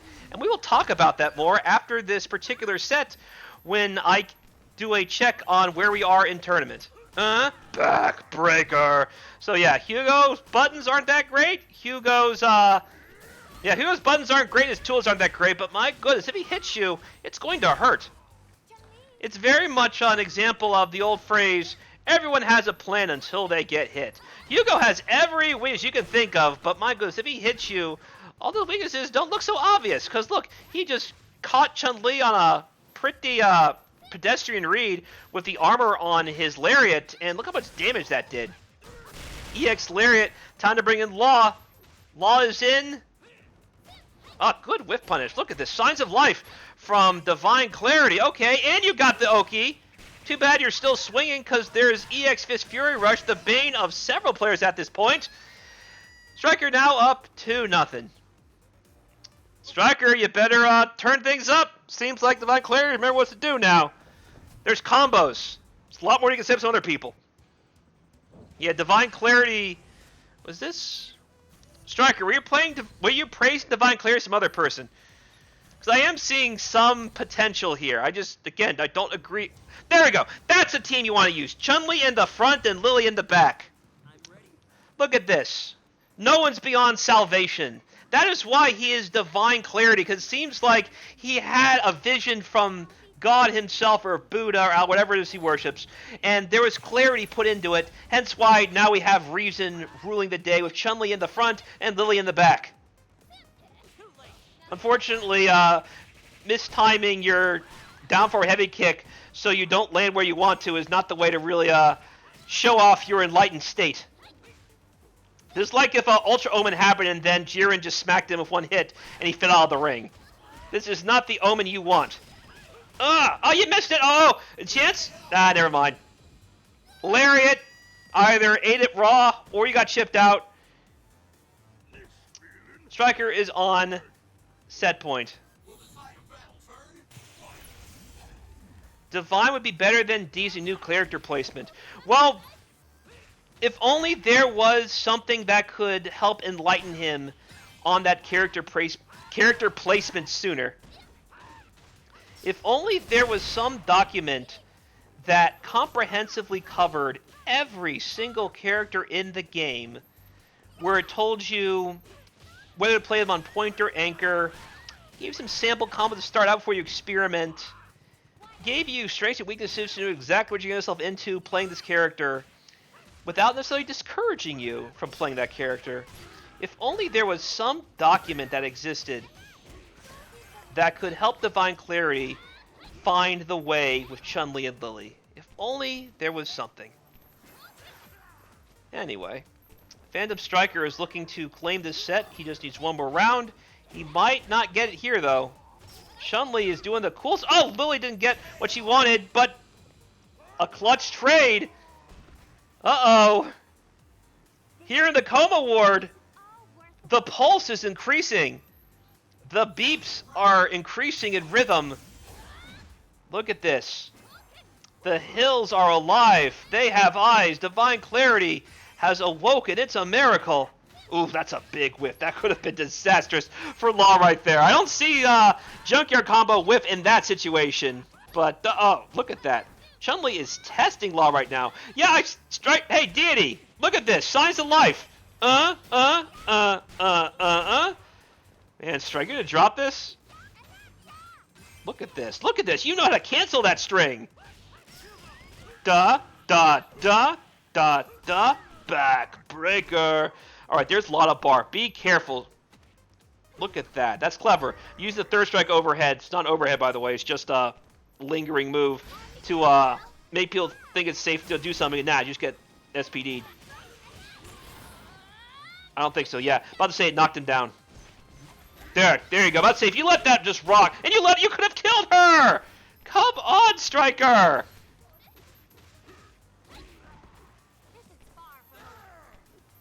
Alright. Lily, it's not impossible.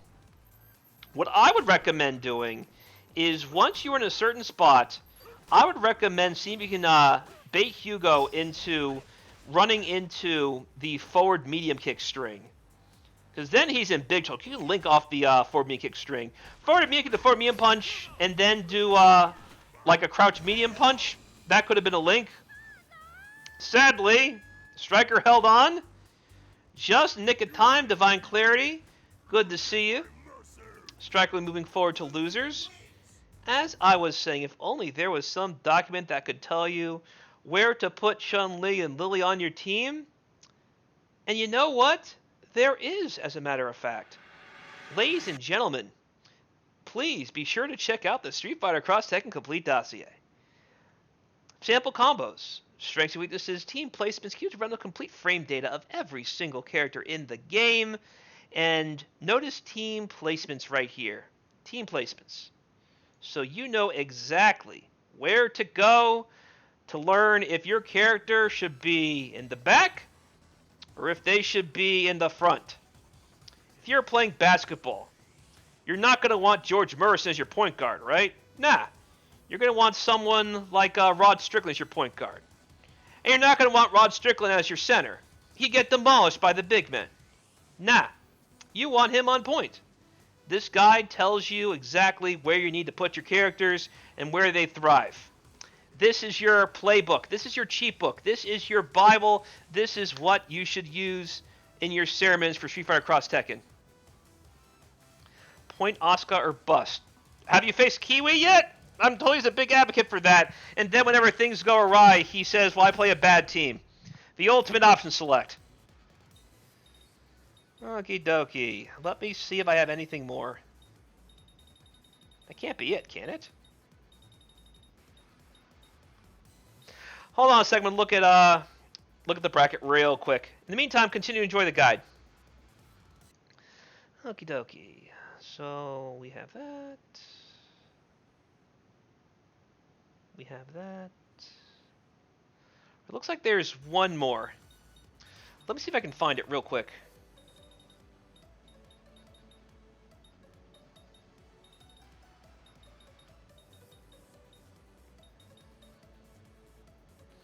Because that's the round after that.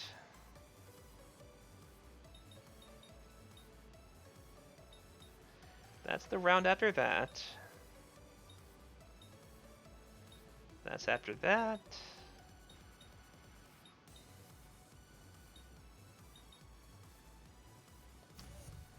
Alright, there we go. I found it.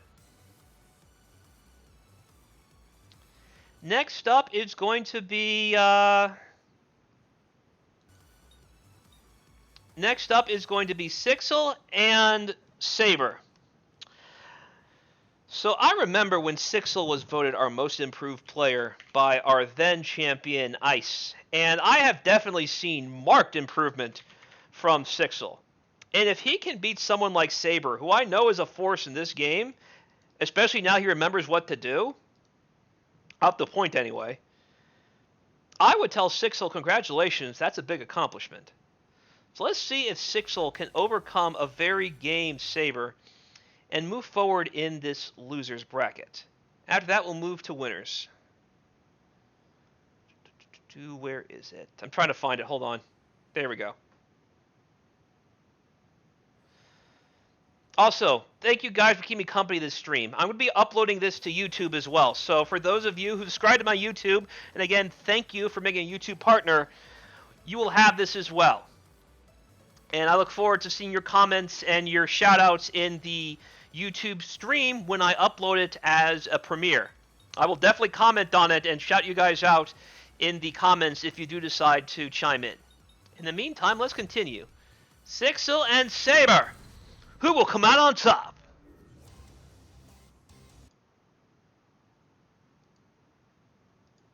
Take it serious this time. It's all on the line. So, Special recipes are applied. I am very disappointed that Saber didn't give Phoenix a Phoenix Suns color. Even I gave Phoenix a Phoenix Suns color in my tournament colors. Like, I have all color slots used for every single character in this game because I call them my tournament colors. So that way, if you don't like the two colors you have, you can just use the other colors. But I've made sure I've added a lot of references to previous appearances as well as other characters. Like I have Tekken Tag 1 color for Paul as well as Phoenix Suns Paul and Dan Hibiki Paul. Reign of Matt is swinging, and he seems to forgot that Saber has meter, and he will use it. Saber has bar again, so make sure your strings are hitting. Otherwise, it'll be EX's Fury Rush in your face waiting for you. Look at this. Just walk forward and press buttons. Too bad for him. Sixel was waiting. EX Fisherman. Raw launch into Yoshimitsu. Look at this life lead Sixel is sitting on. Okay, don't be jumping too much. Sixel pretty consistent. Oh, tried to air, but nobody home. Lucky, Saber didn't get much of a fall off of that. Yeah, be careful. Ooh, good catch. Paul was whiffing buttons that sucked right into the sword poke windmill. Yep, that's still Brian's turn. Good air-to-air, but no follow-up. Goes for... Okay. Going for the EX Phoenix Smash to get the wall bounce. Interesting combo there. I don't think it's optimal. Didn't need it, though. Raw EX Phoenix Smasher into stand medium punch. Takes the round for Saber.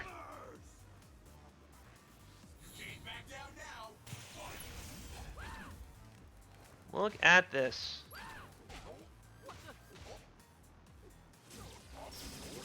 Da, da, da. Good stuff. It's tight right now. Da, da. Look at that. There you go. Keep in the corner. Press the button, just do the mid-kick rush. Go right ahead. Oh, Sixel's starting to adapt some of Carnage's tricks. Snake Pit mix-ups. This is all... Oh, that's a late one. Yeah. It's a safe tag, but only if you do it at the start. And while it's safe on block by itself, in that situation, the partner is not so secure. Good air-to-air. Misses the follow-up, and that's going to be dire. What are these combos you're doing? Doing a stand medium punch into overhead. Curious juggle situation there. Yeah, wait your turn. Oh, you could have done so much more! Bop. Yeah, keep it simple. DP through.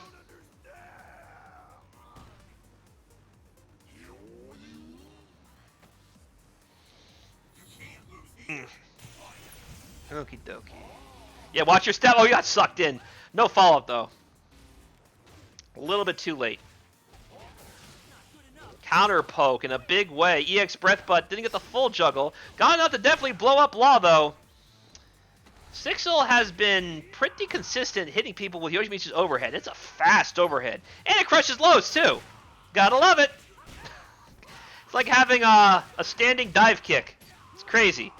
Lucky doesn't hurt much. Unfortunately, you can tag cancel pretty easily, and then your partner makes it hurt for them. That's why Yoshimitsu's the point character.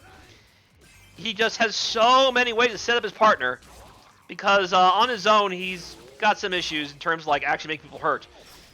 He can, however, blow people up when he has a partner waiting for him. And the good news is, in this game, the first person who dies loses the round, so you don't have to worry about keeping Yoshi in for too long or keeping him out for too long. First kill does it. And little by little, Paul whittled away Yoshimitsu and Brian, a very uneasy alliance if you know the Tekken storyline. I mean, yeah, these guys do not like each other. In fact, the reason why Yoshimitsu is starting to turn to like a Soul Calibur monster in Tekken is because he's so mad that Brian killed his clan.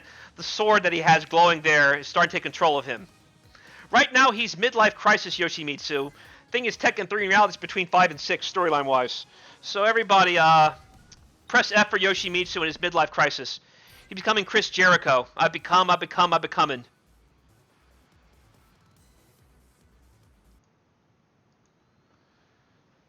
Okie dokie. There we go. Alright. Next slide.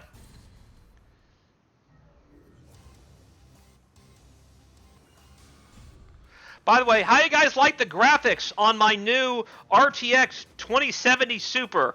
Now, I know some YouTubers rely on the income of their subscribers to pay for these sort of things. Just so you know, any money I make as a subscriber is going right back into the pot. That is why I've been monetizing my videos, not so much to line my own pockets, because as a BCBA, I make more than enough money to support myself. But no, it's going to go right into the pot for future tournaments. So if you guys do monetize or watch my videos that get monetized, just know they're going to a cause that's going right back to the players. I'm not welshing off you guys for nothing. It's for the sake of the community. In the meantime, Brian is giving Law the business. Paul just stood there and watched like the best friend he is. Yes, I'm a board-certified behavior analyst. That is my profession.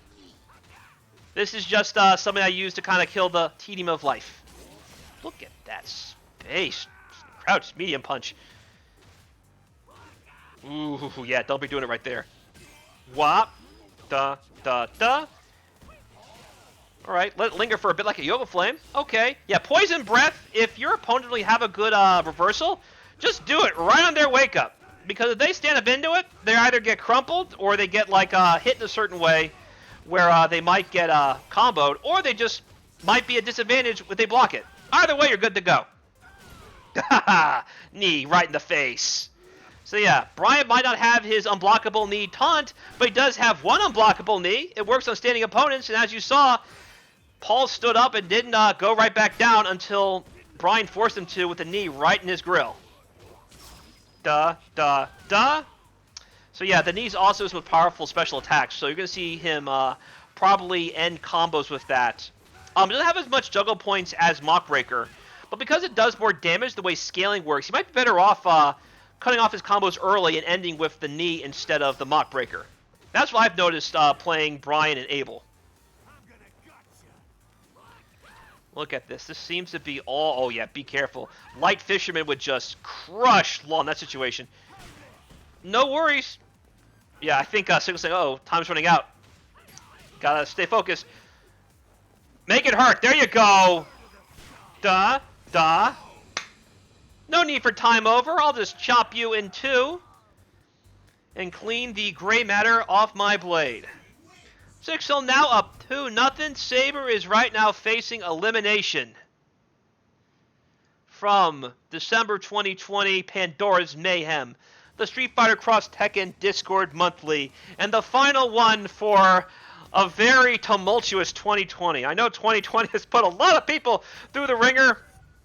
Hopefully this puts a smile on your face, especially now there's a vaccine on the way and it's going through the channels, at least in the UK. I heard Canada's going to be getting it too this week. So hopefully us filthy Americans can get vaccinated and we can go back to offline events with Cross Tekken having all this momentum thanks to the wonderful support from NYCFurby as well as all you guys, the viewers. Thank you. I cannot stress that enough. Thank you for supporting this game. Thank you for supporting the players who play it. Raw launcher! Look at that. Don't be pressing crouching attacks on me. I love seeing raw launchers. So much damage, so much pain, so much humiliation. Sixel is on set point.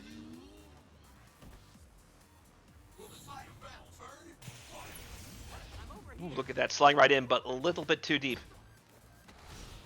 Alright, CADC gets a throw. Yeah, wait your turn there. Ah, come on, you got more than that. I think he's missing buffers. But either way, it's a good call out from Saber. Looking dire, but this has been all Saber. Ah, ha, ha! Big boot to the face.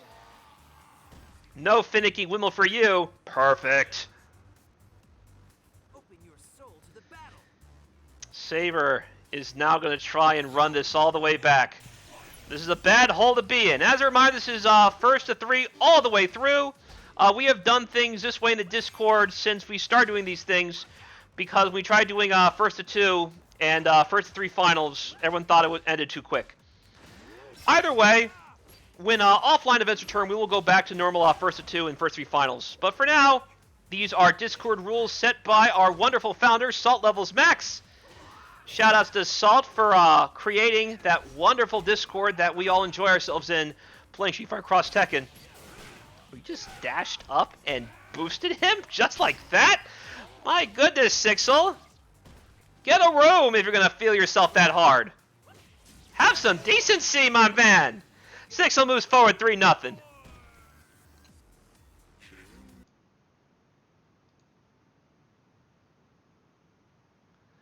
All right. I am going to get some more water and use the bathroom real quick before our next match.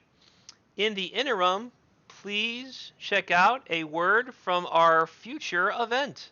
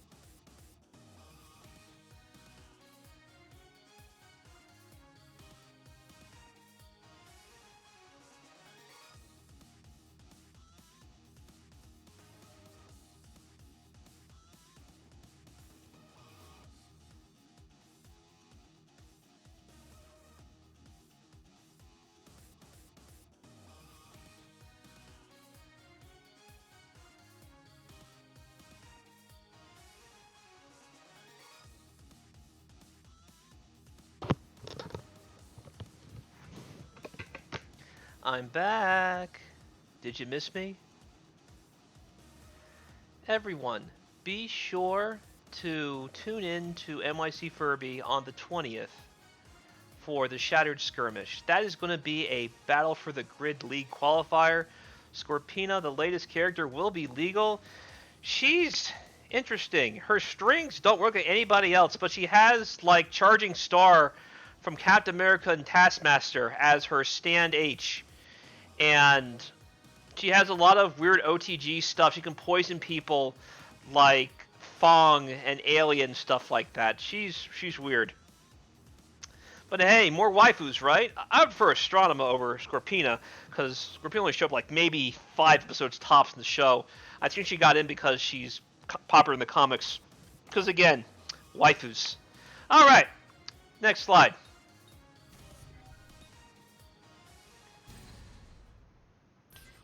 Let me take a look at the bracket real quick and see where we are.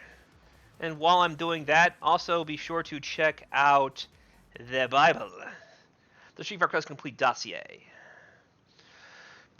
Let's take a look here.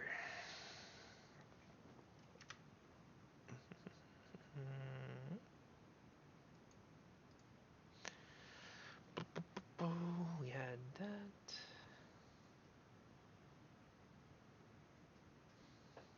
Yeah, I'm trying to find, we had Striker, we had Sixel. Oh, that's it. Alright, let me, in that case, move to winners, then. I'm going to find that real quick. Also get my water that I left in the bathroom. 1 second.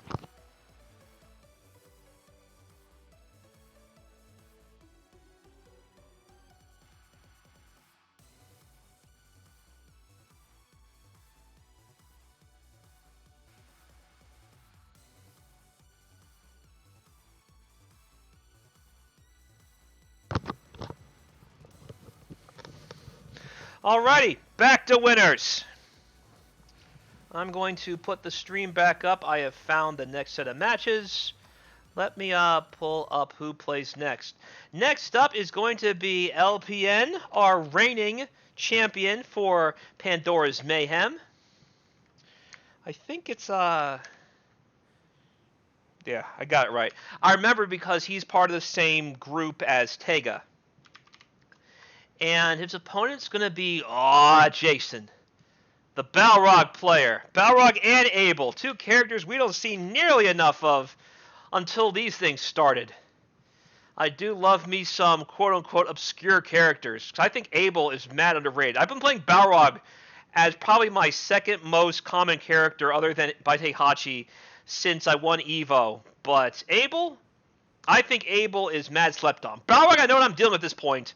He's definitely at the bottom tiers for a reason, but I think Abel is much better than people give him credit for how little they play him. Let us proceed forward. And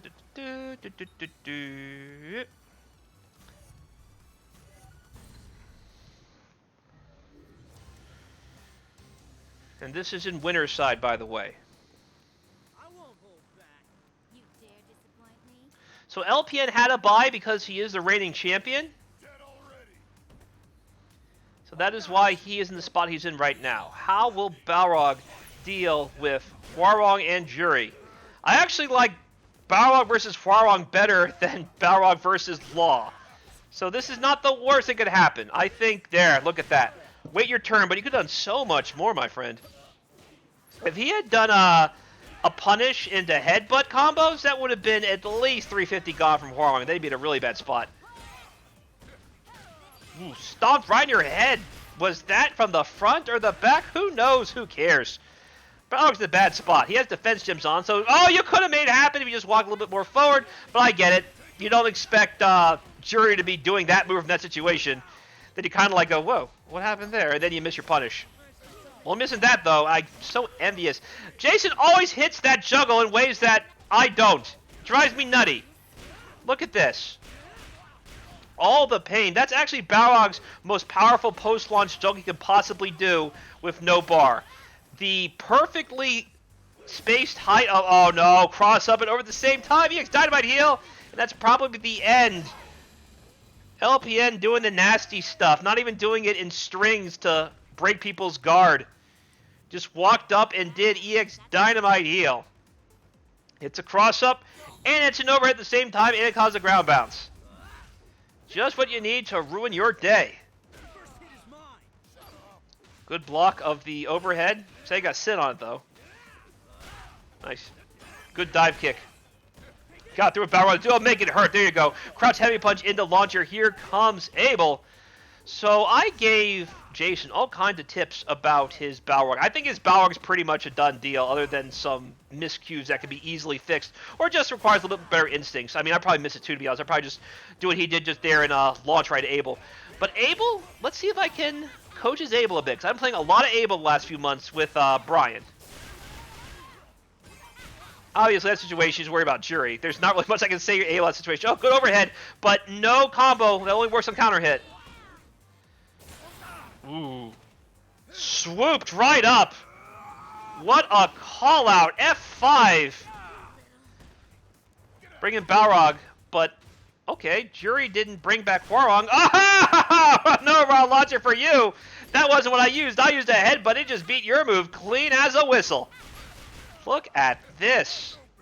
The utter patience and callouts from Jason against this guy who has his trips paid for, BDG LPN. I don't know. I don't know. This is going to suck. Yeah, I figured. Just because they're both so low on health, there was not many chances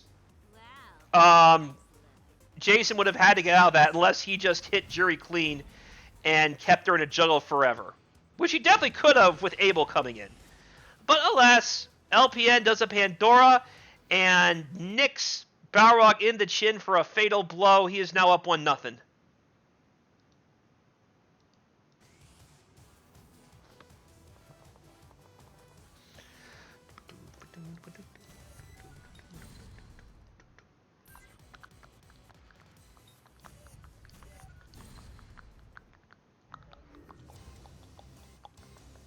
All right, next slide.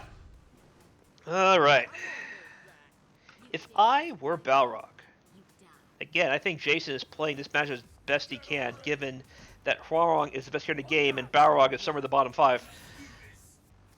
I would focus on, because I'm not sure if stand heavy punch has priority over Hwoarang's stand medium punch, which is what LPN often uses to see what people are going to poke with.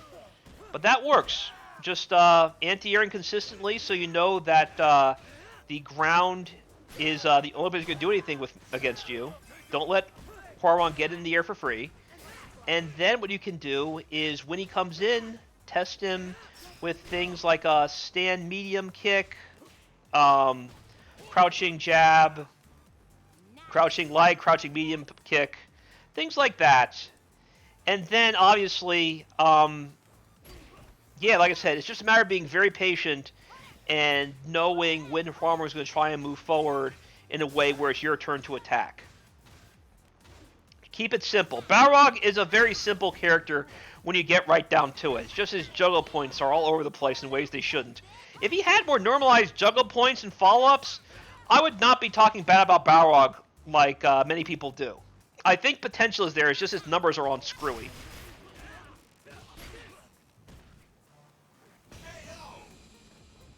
So that was mostly lost by Abel, as you saw. I think Balrog handled that perfectly, so I'm not going to talk about Balrog much. There's not much advice I can give to Jason, because I think his Balrog is pretty optimal in this situation. Okay. If I were Abel in this situation, what I would do is I would see if I could knock down one of these characters, and after we've conditioned LPN not to DP so much, I would try corpse rolling over him and then guess between grab or crouch heavy punch, because that's pretty active. And he gets a lot of damage off of that as well. Something Jason likes to do, though, for his own style, and something I've kind of adapted to for my own Abel. He likes to just kind of hold down his charge attack, the shoulder tackle, and then let it rip. Unfortunately, Hwoarang let the EX Dynamite heal rip as Abel was pressing buttons that were just surfed over. Okay, good cancel. Expensive one, though. It cost 2 bars. I guess he saw Hwarong going over his head, knowing that he wouldn't be able to catch him. They just canceled. Try to corpse. Try to cross under, maybe? But, didn't work out. LPN now on set point.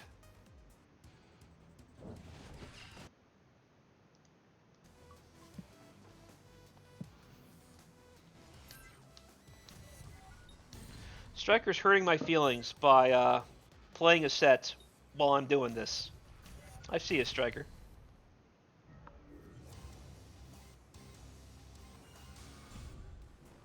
How will Jason get out of this? I think his Balrog is his strongest character right now.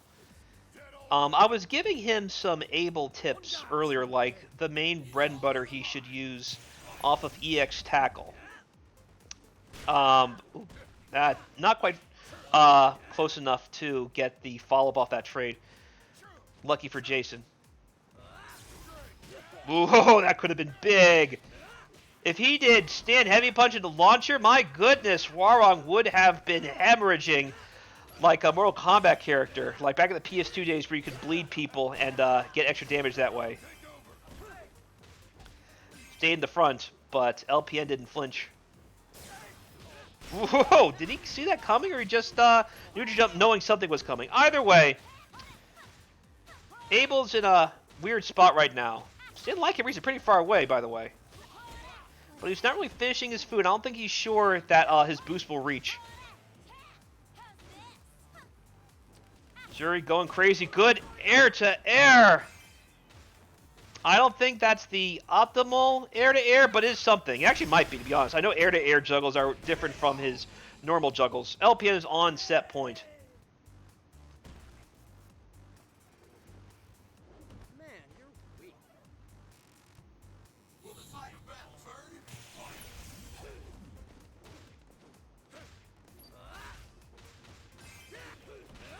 Yep, still your turn. Still your turn. Goes on forever, doesn't it? Kind of staggered his block string there. I don't know if it's time to raw launch yet, but who knows? I can definitely say that Hwarong's crouching are going to be used more than standing attacks. So if you're going to roll on somebody, Hwarong's definitely someone to do it with. Missed the anti-air, sadly. Jury was on the wrong side. Relentless the pressure. This time, got the low confirm. What's going to happen? Brings Jury right back in, wants to finish the job with her. Make her earn her keep. She's definitely doing. This is looking dire. You just got sliced open by the pinwheel. You tried EX tackling through. You might have armor, but didn't nullify the damage taken in the process. Either that or you got caught during startup. LPN moves forward 3-0.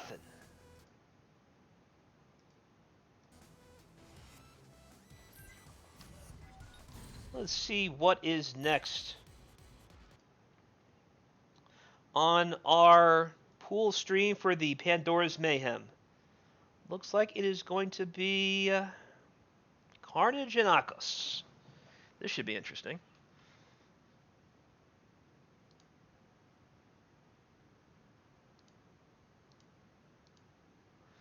Let's see here. Carnage and Akos.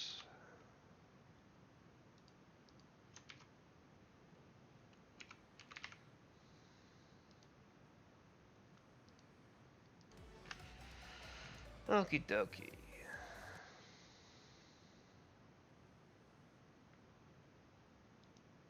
Where are we?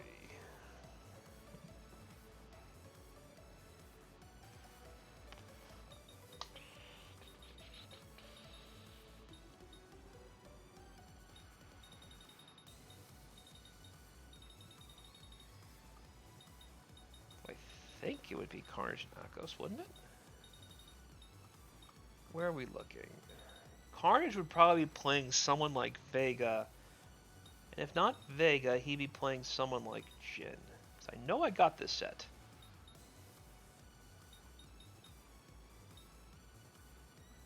Didn't I?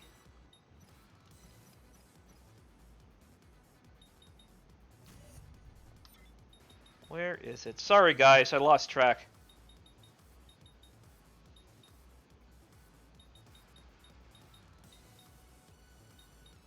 There's Jury. Did you not send me the Carnage set, Akos? Hold on, guys. Let me add the Bible some more while I figure what's going on here, because I know I had this set recorded. Alright, I got it. I found it, guys. We're good.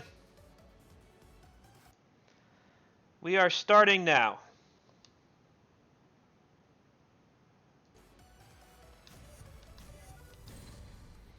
Carnage and Akos. Let us see who comes out on top. Both these guys are extremely strong players, so I'm curious what happens too.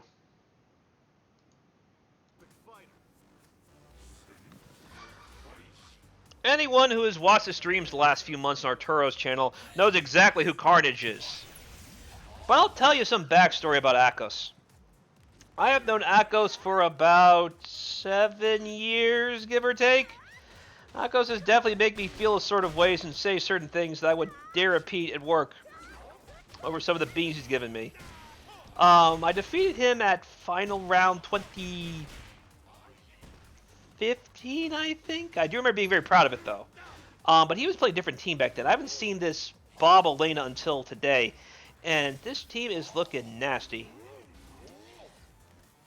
And it's not often I see Carnage just smacked around. So if he can put the biz on Carnage, I will know that the Akos of old is back in business, if not better than before. Let's find out.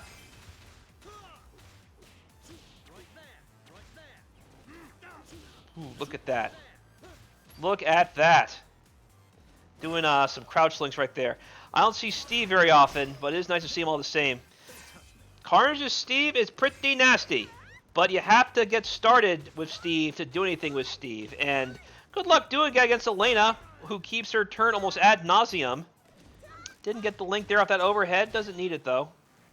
Well, she has 2 overheads, I think. So I don't... Oh! That's it. She didn't expect that to not connect, but it did.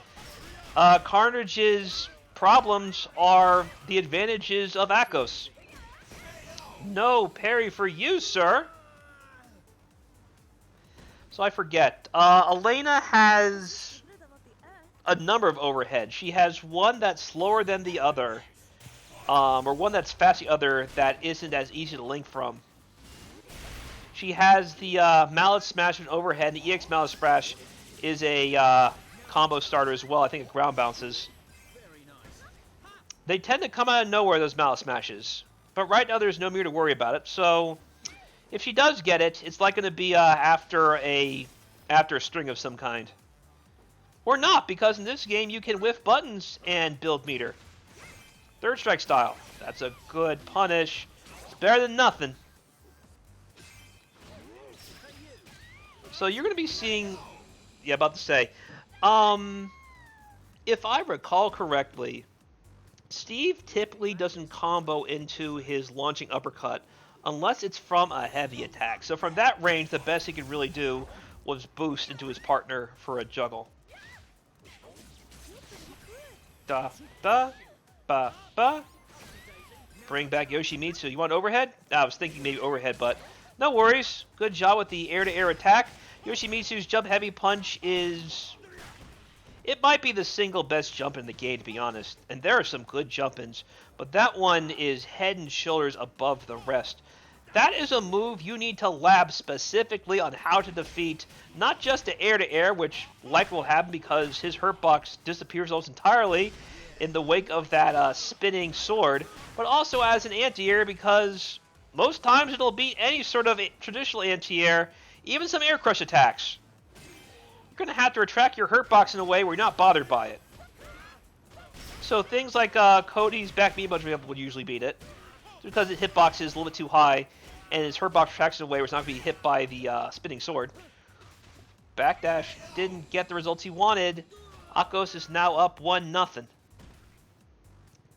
Seems Yoshimitsu didn't get the results he wanted, nor Mr. Fox. Mr. Fox not looking so fantastic as Elena does the splits over his head, and not in the way he would want on a date. Just hand planting on his corpse.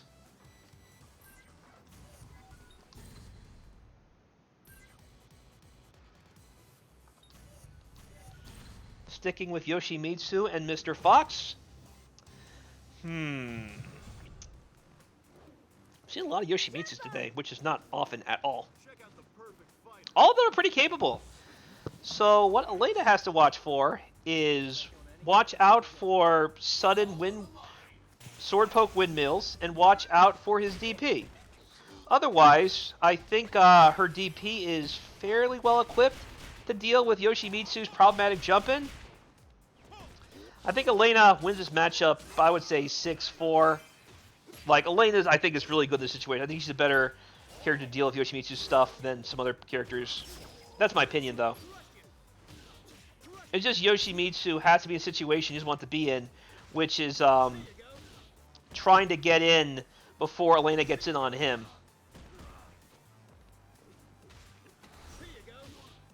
Alright, that time Carnage just put a throw loop on Akos. Let me rethink this. Elena versus Yoshimitsu. So I think, yeah, that. I was thinking about that. That's how you beat it. I was thinking, saying, there's something there, and I knew it was going to be Rhino Horn. As it came out, I was thinking, okay, if he does that, there might be a Rhino Horn coming, and that's exactly what Akos did, and made Yoshimitsu pay for it in a big way. EX Rhino Horn is super dumb. Not only does it come out super fast, not only does it hurt like all get out, but it's also safe on block. It's a great way for Lei to force her way in, and not to worry about whatever Yoshimitsu tries to do to stop her, which would have been Sword Poke Windmill if not for EX Rhino Horn saying, nope, here I come. I knew it was going to be the Rhino Horn. I was thinking about the matchup. I was saying, so why did I say Lena beats Yoshimitsu? And then I remembered why as it happened. Good stuff, Akos. That was a great call. +5. Thank you, Akos. Yeah, EX Rhino Horn on block is +5. Not only safe on block, but still her turn. And being she has a 3-frame normal, you better respect it, or there are going to be problems that you don't want. Sliding right in. Yep, still her turn.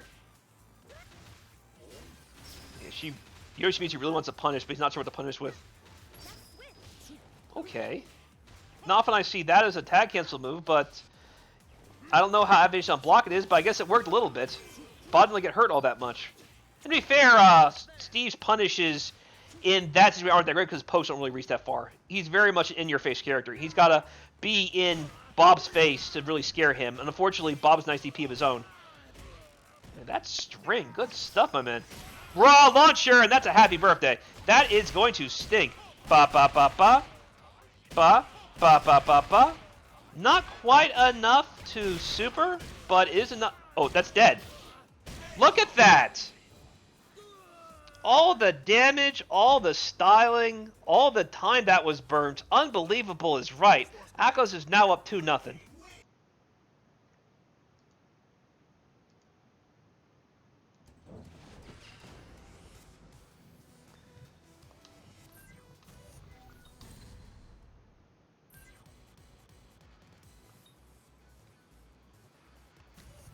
It appears Carnage is going back to his old mainstay of Vega and Brian. Let's see if this fares any better.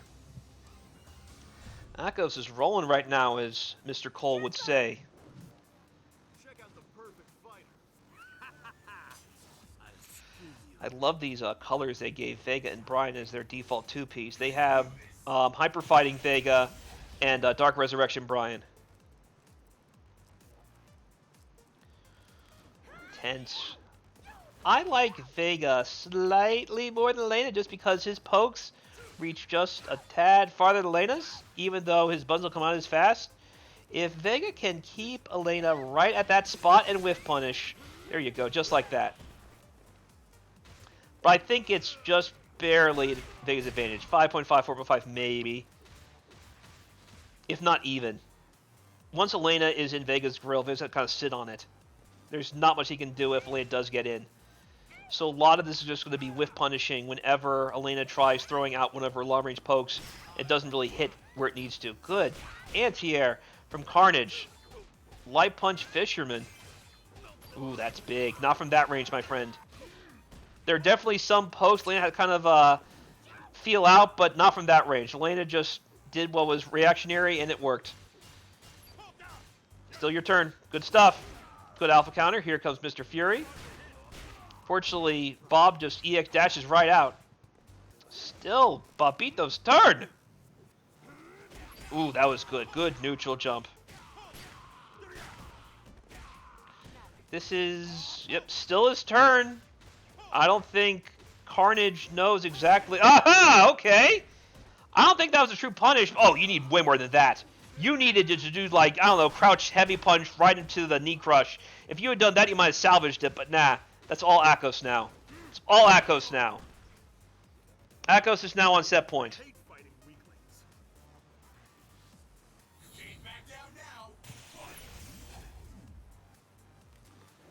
Look at this. Ooh, look at that. You're getting really Daredevil, aren't you, Carnage? She has all that bar, and you're jumping in on her like that? Come on. Not with Bob. Like, Bob's combos might look time-wasting, but they hurt quite a bit. Like 400 or 390 or something much higher than average off situations like that. That's dead.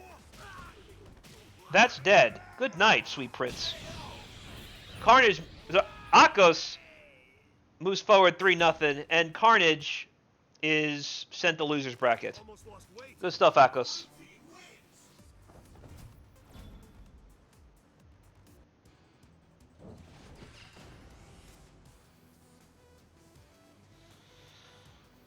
Okay, I do believe next up is... Ooh, that's a good one. Next up on the card is Swoops and Kupo. Swoops, another Arizona native, and Kupo all the way from the sunny and often on fire California. More specifically, the northern part of California, San Francisco.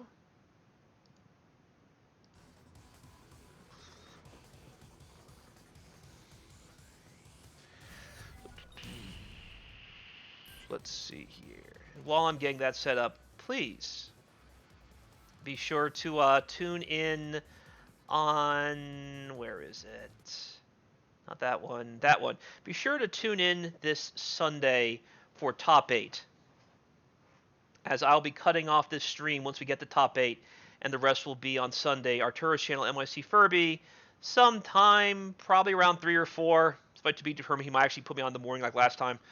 So, yeah, we'll see what happens. Let's take a look-see here. Where are we?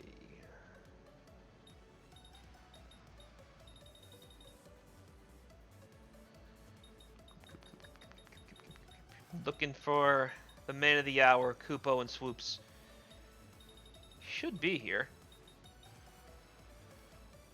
Let me go. There we go. I found him. We got him, boys. Perfect. Maybe? Hold on. Oh yeah, it's a weird... I see it's a weird order. Got it. Alright. Got it, guys. Let me set up the scorecard and we will get right on this.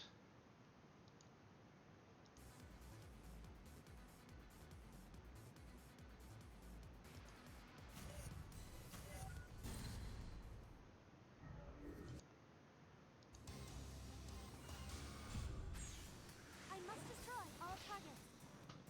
Yosh! Ikuzo!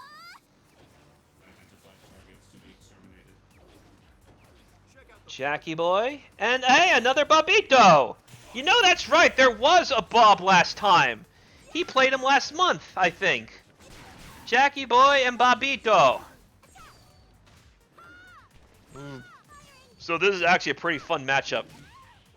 I think both these characters can kind of aggravate each other in their own special way. The good news is that when it comes to things like the fist missiles, all Jack has to do is that. Or he can be a real daredevil and just tackle through it with the armor on it. One or the other. Sadly, up close, Jack can kind of sit on all that. Or not. Look at this. Just DPing through all of this. EX DP, but only got one hit? Okay. Unless that was an alpha counter. Yeah, be careful not to DP here. Jack has all this... Oh, big jump in! That's one caveat of Jackie Boy. His hurt box is as big as his hit box. And that means he just gets boot to the face all the easier. Ah, he wanted to cancel there. He didn't get much, though. I missed the follow-up. Yeah, that juggle is kind of tight. Yeah, he's trying to get out. He needs to do something. Uses the geyser to tag in Bob, and he got the overhead mix. Look at that. That was the alpha counter. That's what I figured, Akos. Thank you. Ooh, good anti-air. Goes for an empty jump low, but nobody home. Swoops with a big first round. Bobito saves the day. Wow, almost lost weight.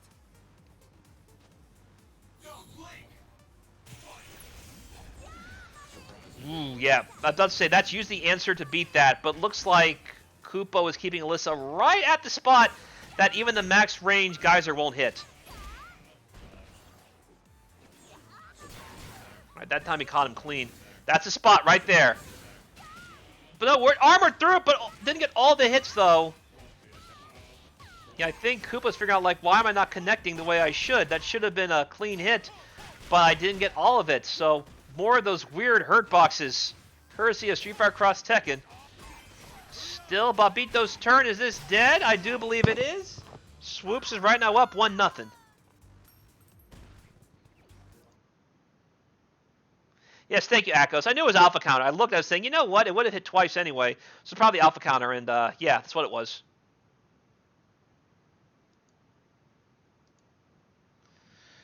Alright, let me charge my phone real quick. Where is my phone wire? Alright, just a second, guys.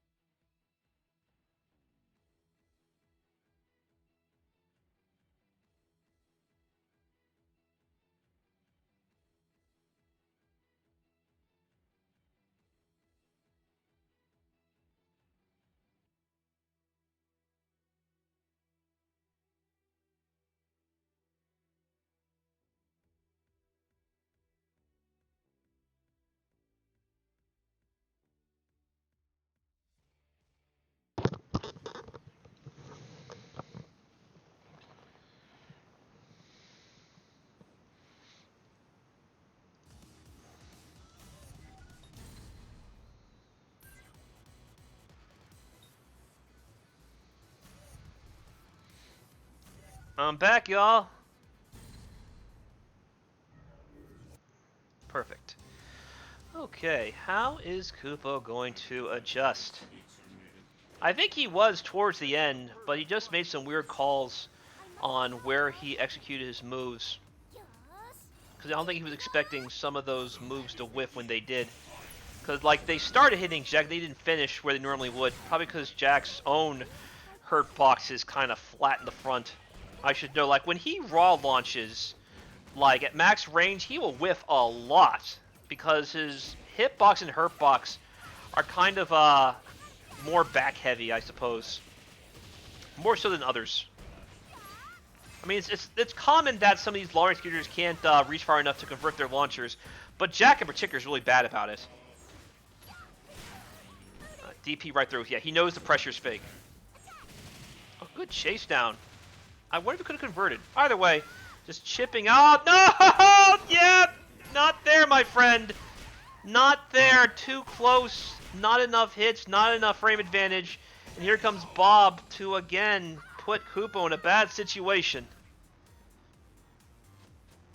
I hate fighting weaklings.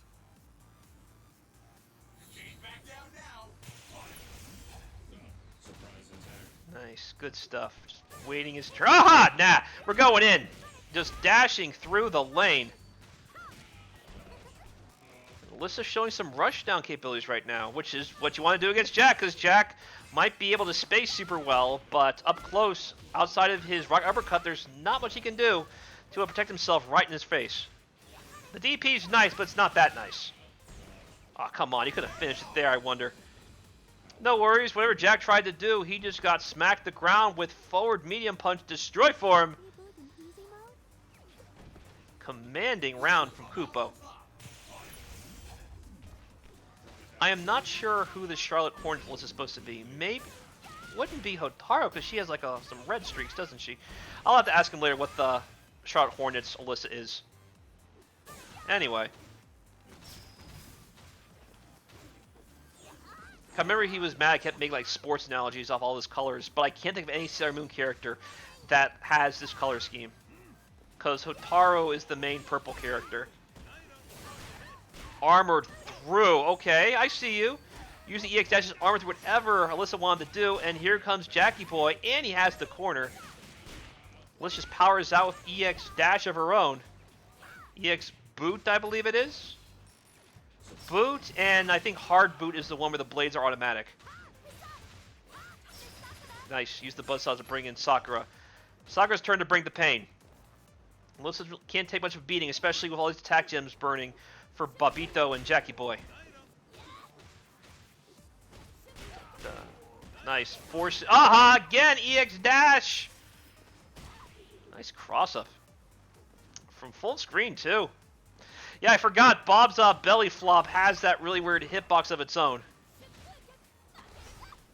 And given how far Bob lands as well when he's done with it, some people can just kind of spam it in some matchups. It's pretty nutty. Ooh, that's good, because Bob's stuck, and now he has to deal with all this. He tried doing something, backdash, jump, press a button, maybe. Nah, won't make a difference. Kupo ties it at 1 with Sakura. And that is definitely the Sailor Mars Sakura, because he's told me that before. Specifically, that's Sailor Mars Sakura. Not Toronto Raptors Sakura, Sailor Mars Sakura.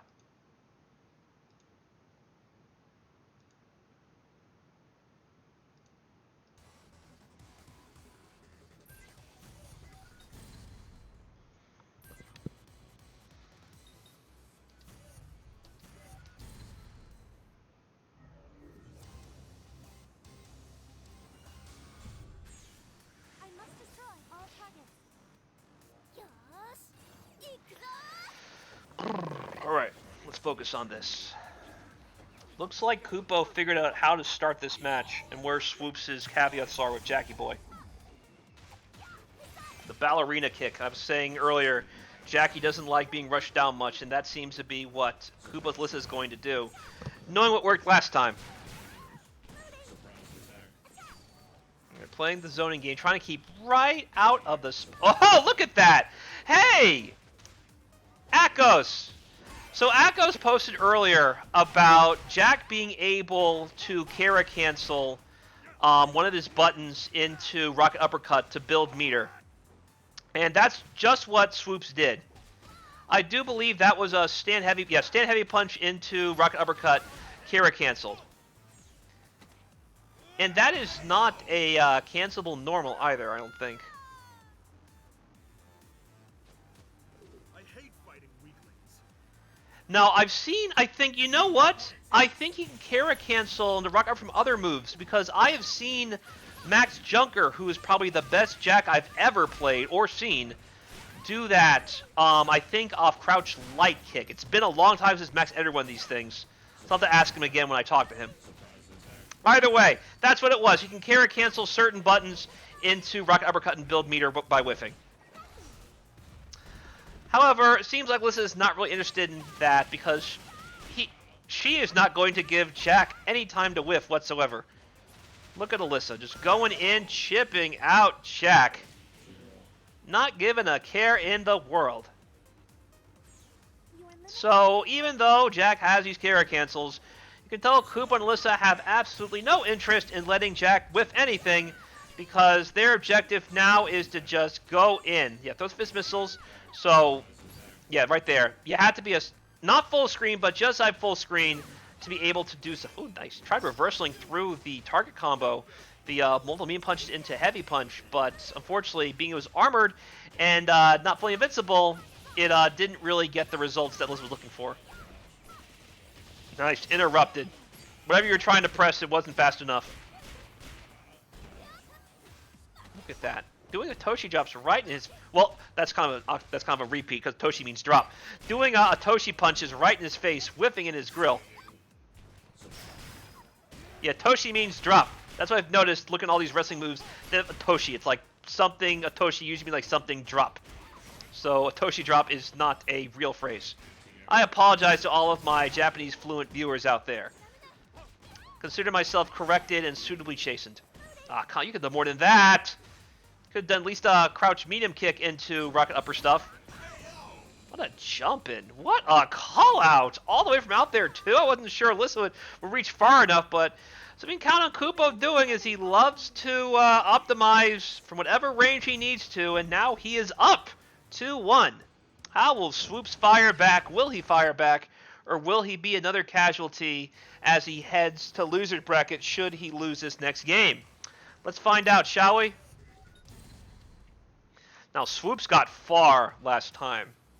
Swoops actually got, I think, Grand Finals last time, as a matter of fact.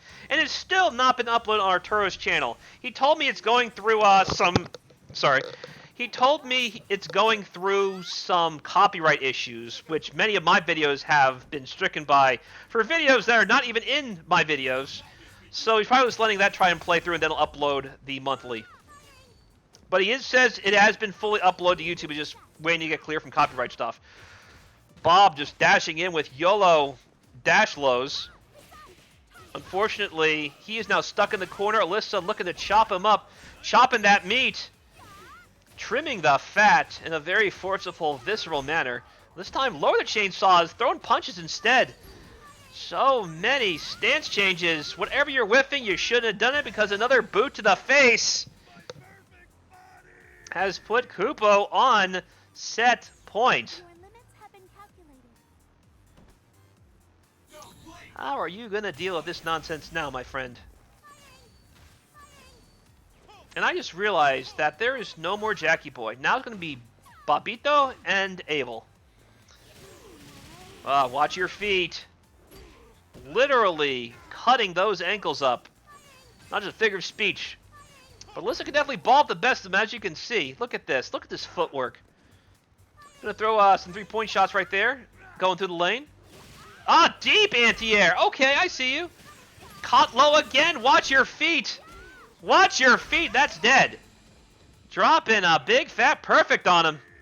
Koopa moves forward 3-1. Yeah, I remember when Lenneth played Alyssa. That crouch heavy punch threw me off many times. I'm like, my goodness, why are you reaching so far away? It can even punish Bison Boost and Vega Boost. That's how far it reaches, even though she has pretty tiny arms. It really throws me off. Anyway, let's see what's next. I do believe it's... Yeah, this one, for sure. All right, next up is Brent and TZA, two of California's finest. Brent is from SoCal, I do believe the LA area, and TZA is from NorCal. I think another San Francisco guy, as a matter of fact. Yeah, LPN, TZA, Kupo, and Carnage are all from the same area, which would probably explain why they're all so good, because they had each other to play with when they weren't online. Swoops, Striker, Homeless Dragon, and Saber are all from the same state. But they don't really play each other that much, other than Saber and Swoops, who do play each other a lot. Striker, do you play Saber a lot at the locals before everything shut down? I see Striker in the chat. Make an answer that before I move to the next set. If not, no worries.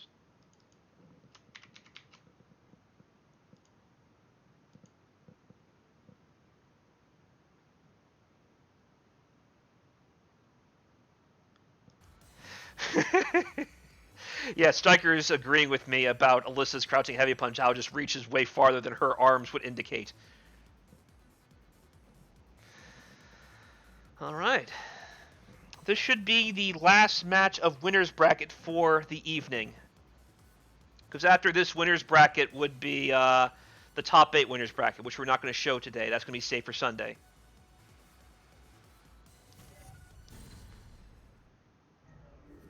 See, you guys are fortunate. Those who are playing California and AZ, who have all these great players to play with offline whenever we all get our shots, get vaccinated. None of the people in my scene play Cross Tekken like I do. And I'm told I'm the reason why I don't play Cross Tekken so much. I like to think it's because I'm just that gosh darn awesome. Because people in DC and the beach love to play me. And I love to play them. I mean, they're good players. I would not have won EVO if not for the guys up in the DC in particular. Those guys are really strong. Maybe one day we'll have a West Coast versus East Coast duel.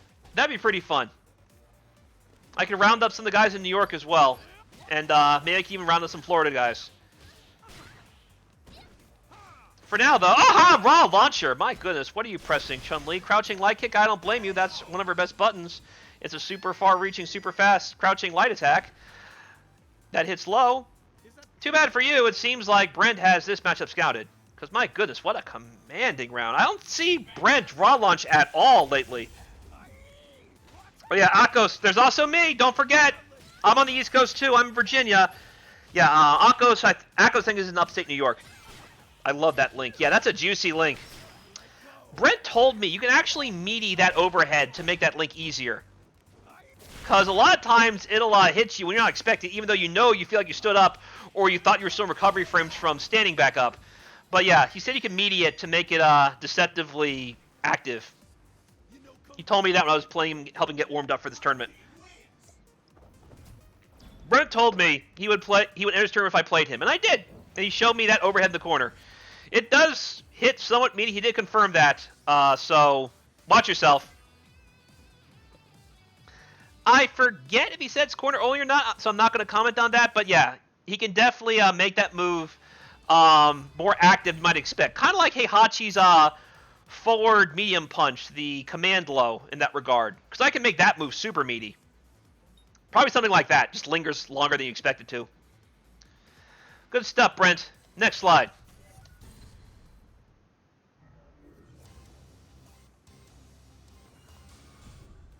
No worries, Deity.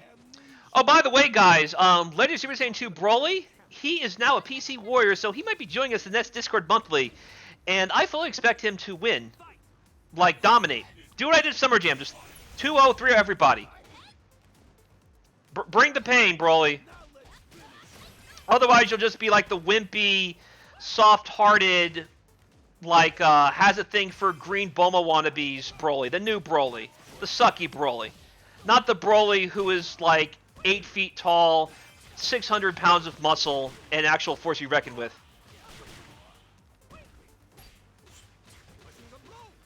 Anyway, oh, good chase down. Look at that. So is he starting with Law? I lost track for a second because I was looking at the chat. That's a long time to wait. Didn't buy Alpha Counter. So I think TZA knew that Brent was trying to bait Alpha Counter because he has done that several times in the past. And even though TZA, this is his first time playing in this particular event, these two played each other quite a bit back in this game's heyday. Because they are both from the same state and like each other many times on things like Wednesday Night Fights, or NorCal Regionals, or SoCal Regionals. Both of them, rest in peace. Oh, good chase down. I love that. All the way out there, and it's still killed. TZA made the right call, but he severely underestimated just how quickly Dudley can close the gap in that situation, especially when he has bar. Yeah, I know. That's the most annoying thing. Well, one of the main things annoying about Brent. But he punishes so gosh darn well. There is no easy way out against him. Like, oh, look at this. So Brent knows. If Chun-Li tried to do something, I guarantee you Rufus probably could have blown up whatever she tried to do with one of his buttons.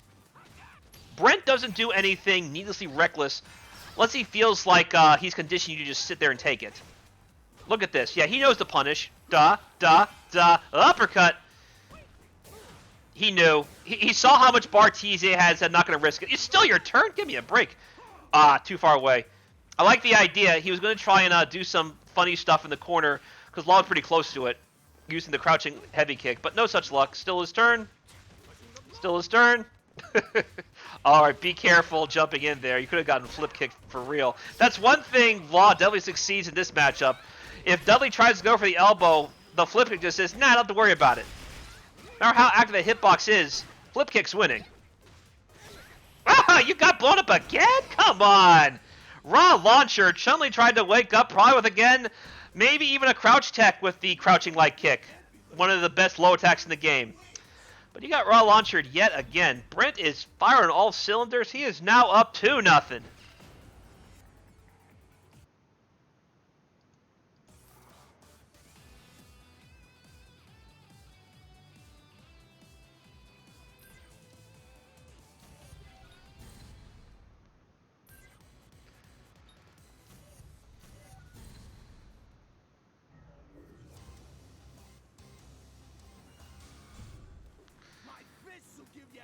My fists will give you amnesia. I can't do his voice with my voice like this. I've already burned up most of my voice commentating. So I won't even try it.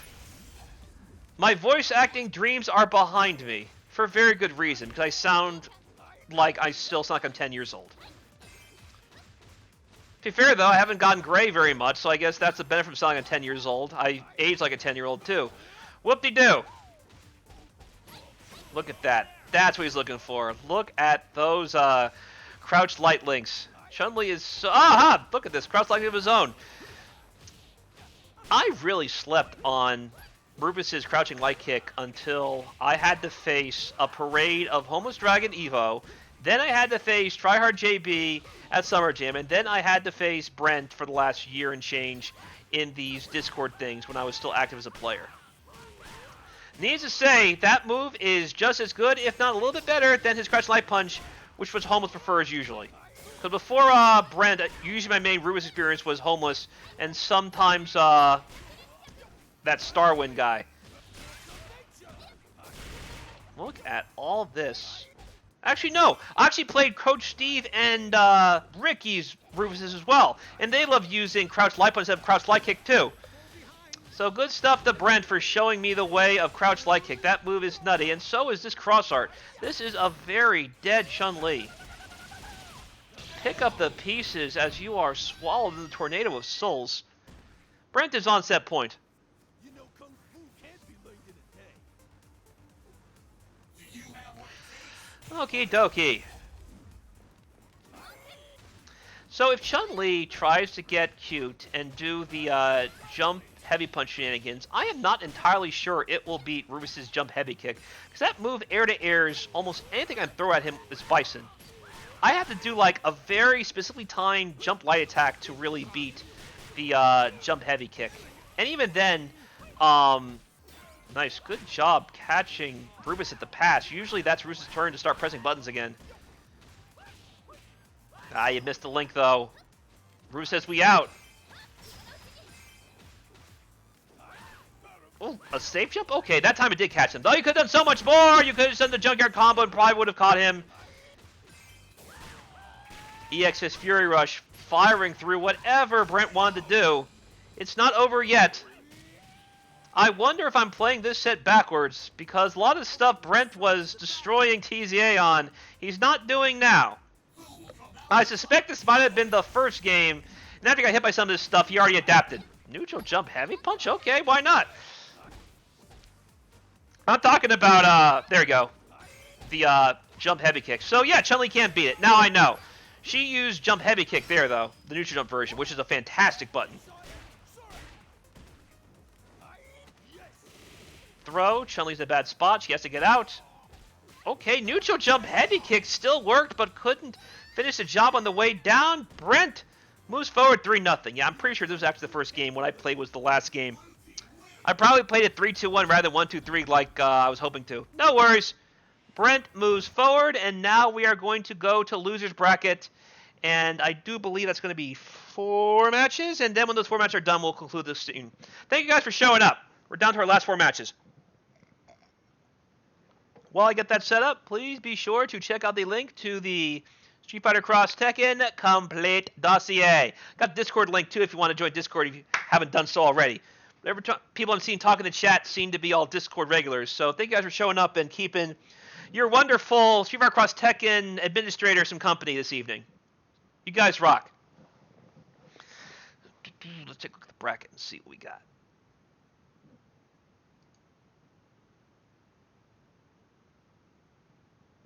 Oh, that's a good one. I'm looking at some of these matches coming up.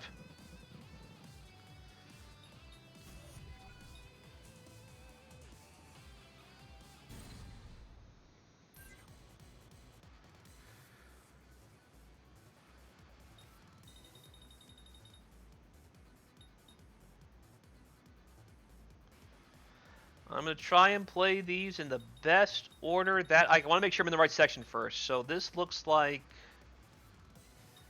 So that's that one. This is that one. I'm making sure I have everything. So I have 1, 2... Alright, perfect. I think I got everything. Let me start with a surprising one.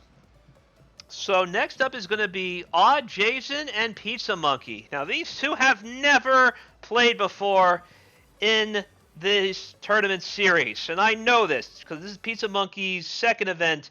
And I think he got doxxed before he can get this far. Because usually Odd Jason is pretty far in these things. But let's see if that is the case. Because Pizza Monkey has shown some poise from what I've seen compared to last time.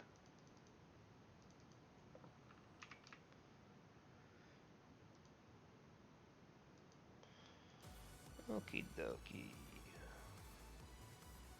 Fold this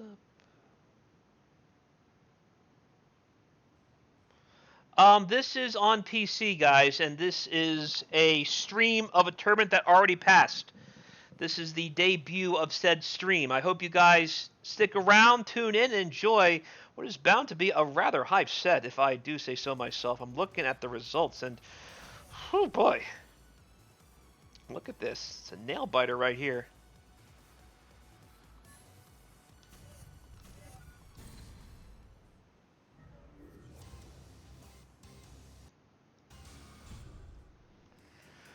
Alrighty. Let us see what sort of sagely advice I can give my fellow Balrog masochist.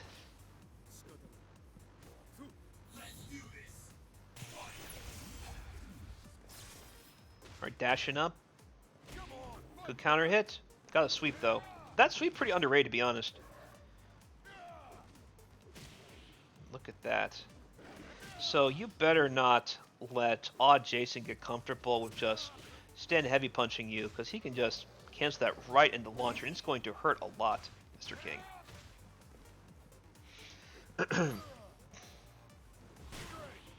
Alright, keep it simple right now. Good job to Balrog for not falling for the bait, because there could have been a DP waiting for him. Alright, no punish, no worries. As fortunately, the avalanche stomp right over the sweep. I had to remember the name of the move. It's called a Jaguar kick. Here's what it is. Not really wrong. Simple air to air. Good news is Abel hurts a lot. So much activity on that that far stand medium punch. Got him with the EX tackle. That's good. Oh, he's taking our advice. We showed him that combo earlier. Deity. Good stuff. Yeah, Deity was who came with the combo. I was trying to do something like stupid with like step kicks and stuff. Then I forgot step kicks does less damage if it's a juggle.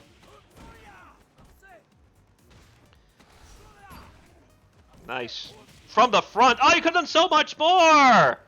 So much more! That would have been a dead king if you just canceled into the wheel kick and then did the step kick stuff. Come on!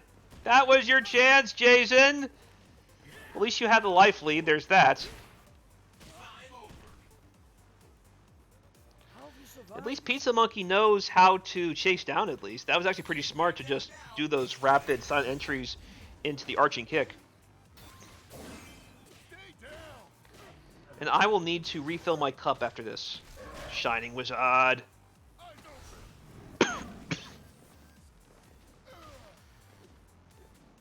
Uh-oh. Yeah, I figured. Don't be doing that on King. Come on. EX dash punch has some armor. No, I wonder. Well, the thing is, EX dash upper only hits standing characters. So if King was crouch blocking, that wouldn't have worked out much. Unfortunately, Bauer's crouch blocking ain't no Shining Wizard. Dash upper tag puts Abel in. This has been all Pizza Monkey so far.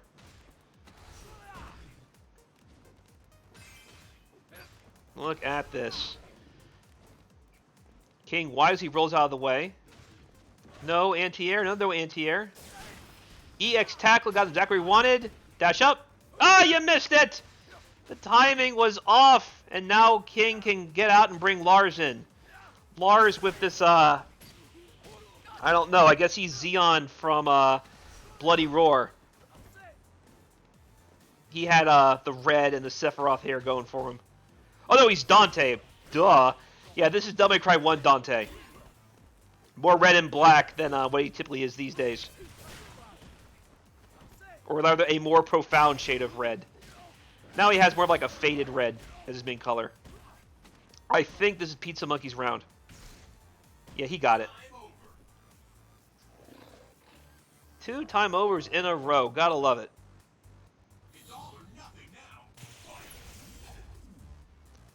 How you doing, Subi girl? It's good to see you. Alright, so in this situation, Lars is Joe that I use. I use a close medium kick and then micro walk forward and do close heavy punch into lightning screw. He has some pretty decent post-launch options. I'll have to tell Pizza Monkey later what his main options should be. Cop the overhead. Keeps it simple. Yeah, I really need some water after this. I'm dying. Bop, bop, bop. Ah, I missed the link. No worries. Abel swinging with some really high buttons. Looking like Rugal and CBS2, just buttons that are way higher than they should be.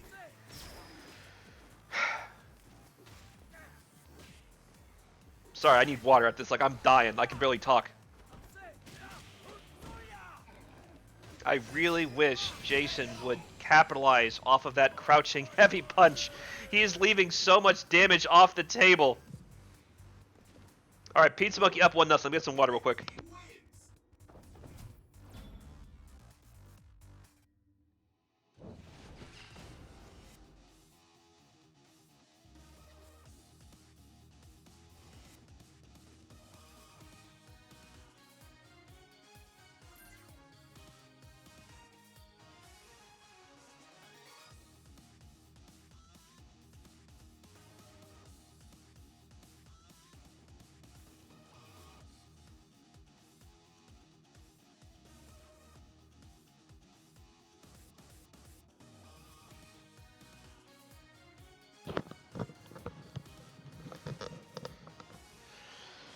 I'm back, y'all. Did you miss me?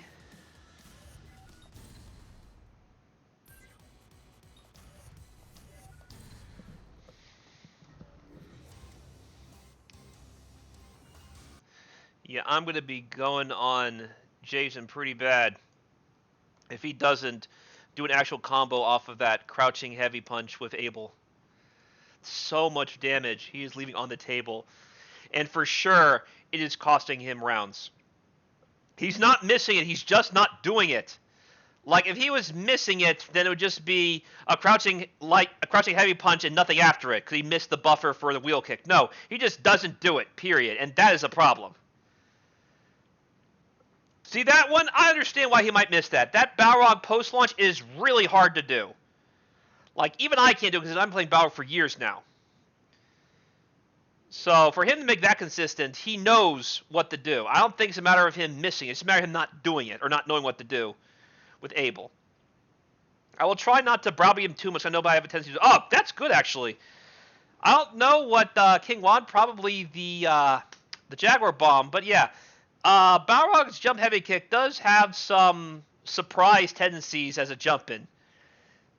Not quite as good as Vega's jump heavy punch, but in the ballpark.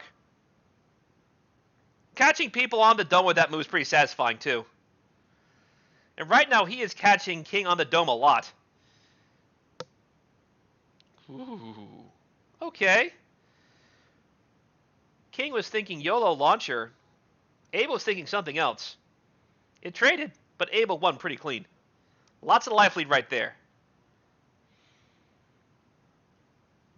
Ooh, look at this. Now it's Pizza Monkey's turn to jump around like it's House of Pain. What? Okay. I didn't think Bauer was still airborne there, but whatever.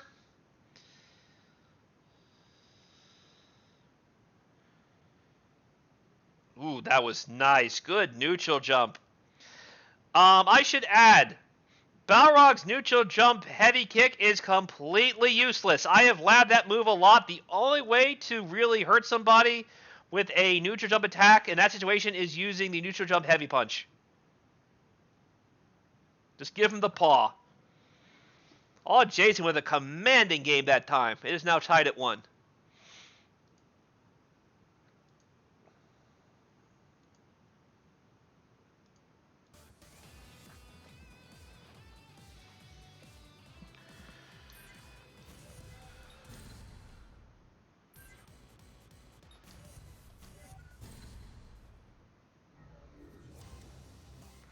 Lars is on point this time, as he should be. I'm tired of seeing these anchor characters on point. Drives me batty. Especially because it's King, because I've seen a lot of Kings on point. It's not what he's for. He has some big buttons, but not really for that situation. Like you saw how easily Balrog just demolished all of his so-called defense. Sadly, the headbutt's not quite fast enough to beat that move. In that situation, just do crouching heavy punch. Woohoo, turn punch, whatever Lars wanted to do, turn punch ate it. I remember seeing Jason win a really clutch set against someone that was thinking a favorite against him. That was neat. Good stuff, man. Look at these conversions. He knows exactly when to get his characters in and out. Now, if only he could do some optimized combos with Abel. Once he has that, I think he might do really well next time. I will let him know that. There you go. All right, see, he knows something. So I think that was what Broly was showing him before and what I was showing him. Either way, both what we had was better than what we see normally with his crouch heavy punch. So we'll have to do the crouch heavy punch combo for him and show exactly how much damage we leave on the table for next time. In the meantime, good cross-up. Links confirmed right into Rog. The main combo that he probably missed was going to be a close heavy punch and then close medium kick times 2 into dash punch. Balrog's corner combos are pretty fun, to be honest. Look at this. He's going. He's saying, I'm going in, but it's too late. He got it. It's done. Jason takes the round. I play a decent Rog Marduk. I play Rog Marduk too, actually. You know that, right? I should start showcasing Balrog, like I normally do.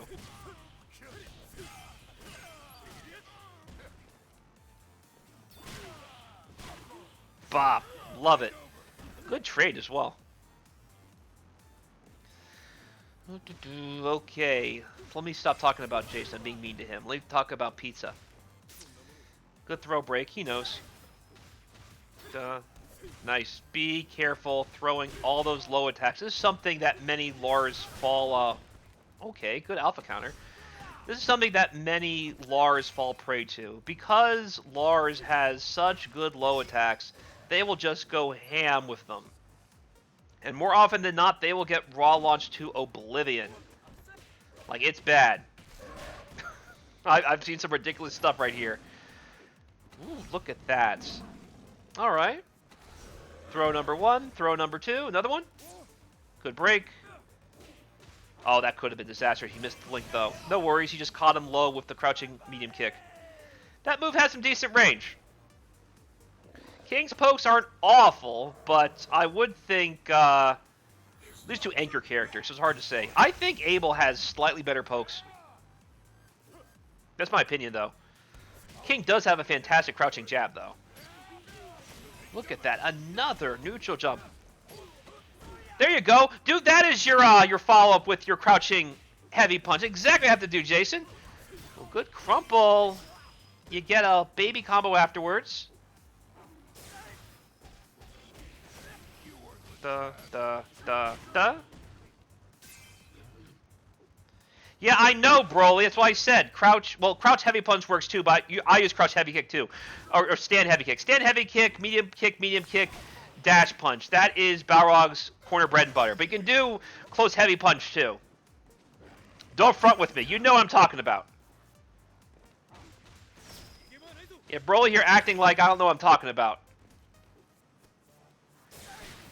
Got him. Dash forward. There you go. Look at that. Isn't that so much better? Oh, make it hurt.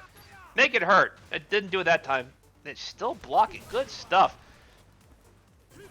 All right, that time he did it. Good. All right. Jason up 2-1. Good stuff, the Pizza Monkey, blocking all of that throw pressure, though. He guessed right both times. He had to guess, all right, is he going to press a button or is he going to throw me? And both times he guessed right, he knew he was going to press a button. And he blocked both times.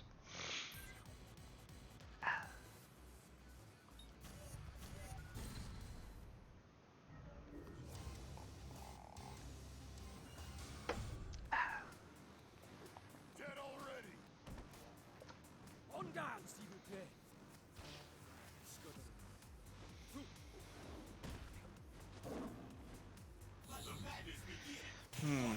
What happens now? I'm going to focus on pizza. That is -6 or something on block. I don't know if Balrog could reach it in time. Maybe. I want to say it's strict. He does have a 3-frame normal, but I don't think it's going to reach that far with the pushback on that move.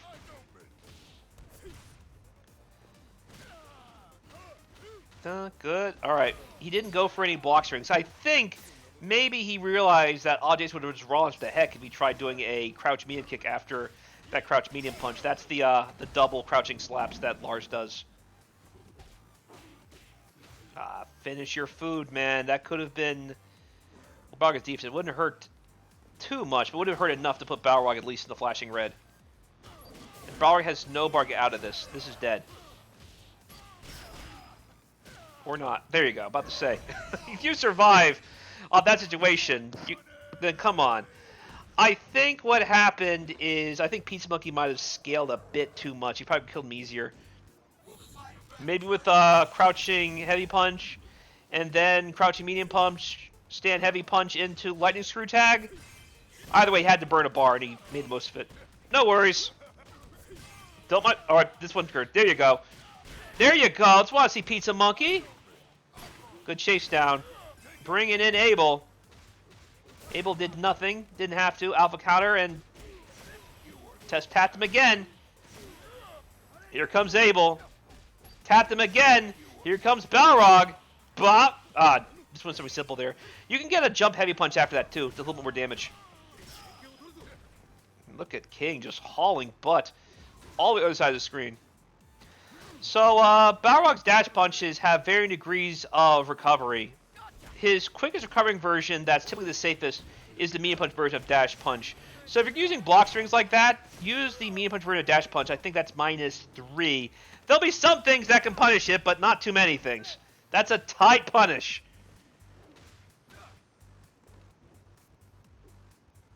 Obviously, grapplers wouldn't have much problem with it, but yeah. Balrog versus grapplers, just poke at them rather than block string them to death. Finish your there you go. I'm about to say finish your food, man. Jason is on set point. How have you survived this long? Final round. So both of them have full bar. There's going to be a lot of pain if any of them connect. Yeah, about to say, if only that move hit crouching people. That wouldn't be godlike to hit crouchers, but it doesn't. Unfortunate. Good link. I love it. Ooh. Oh, come on. All you had to do when you saw him going in, even if he put the brakes on it, you would have caught him with the cross art. I got hyped for a second thinking that it was going to be a cross art, but sadly it was not to be just a cross assault. Which didn't really help him much, as you saw. Balrog completely botched whatever Abel wanted to do when Lars landed. Kata give the overhead. By the way, that is super unsafe on block. And there's really not much that Lars can do to mix you with that. Because again, he is -6 on the regular version of the dynamic entry. And it's also super reactable when he wants to go overhead. So don't just sit there and take it. Pizza Monkey is now tying the set at 2. Next game, we'll take it. Pizza Monkey is getting away with some stuff. But that is really on odd Jason to not having enough exposure against Lars. I can't remember the last time someone got hit with the overhead from dynamic entry. It's been a long time. That was one of those fake tech things that was exposed pretty quickly. He has some neat follows from it, though. You usually can't really follow up from that move.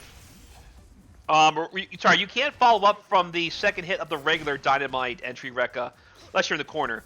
But with the overhead, you can combo anywhere with that and get more damage than you would just finishing the Rekka as typical 3-hit. Like that. That should be your bread and butter. Actually, no, not even that, because you can also do a jump into the silent entry into the kick, and I think get a little bit more damage. Either way, this is nitpicking. This has been a dominating round from Pizza Monkey. Look at this. Balrog in dire straits right now. Oh, I was thinking if Lars could have caught him after that, that would have been so hype. Would have been like a COD situation where he backdashes and just wins for free when he backdashes. But alas, it was not to be. Waiting his turn. Lars learned his lesson. Unfortunately, here comes King hauling butt.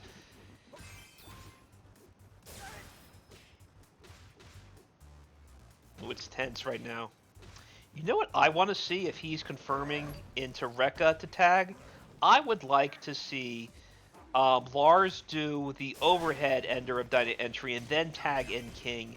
And then he can do something like stand heavy punch into Jaguar Bomb and really bring the pain. Empty jump low, as empty as your soul. How old is your soul? Must be archaic, must be draconian, must be time over, or is it? That's dead.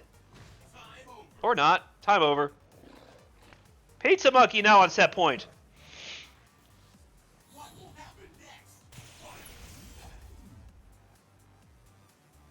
Look at this. Pizza Monkey is feeling it right now.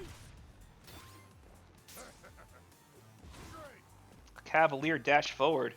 Thankfully, Balrog wasn't. Wait, Balrog's all this bar. So you better spend it wisely this time, because you blew it with that cross assault.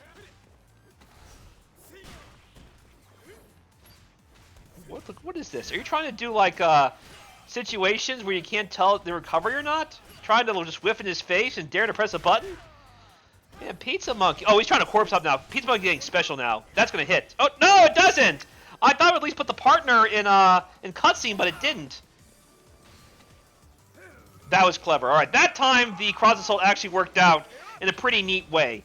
I think Pizza Monkey had the right idea, trying to catch someone, because it's not like Infinite where cutscene only happens to the point character. In Cross Tekken, cutscene happens on any buy. So I thought for sure because Balrog didn't get hit, or sorry, Balrog got hit, that would make it what Abel did. But I think because they were in the same spot, because one of them blocked, the other was saved from it. Usually the hyperbole happens if neither of them are blocking.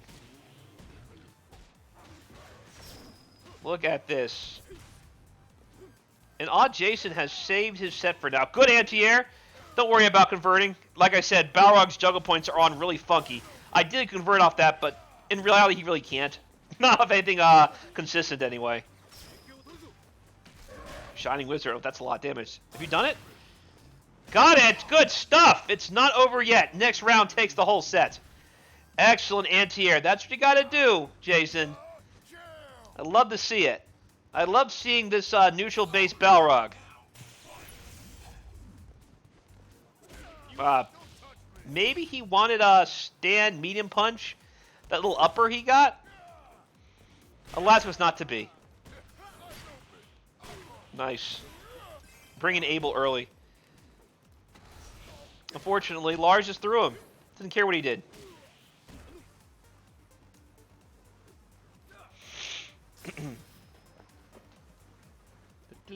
How are you going to deal with this? Be careful. Oh! Whoa! What a trade! Slow crumple versus wall bounce. Nobody wins there. Look at this. Pizza Monkey's feeling right now. Abel flinched. He feared I'll just take the hit rather than take the mix.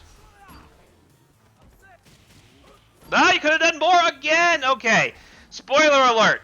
When you hit crouching heavy punch with Abel in that situation, you have to do crouch heavy punch and then do the heavy version of wheel kick. Pause.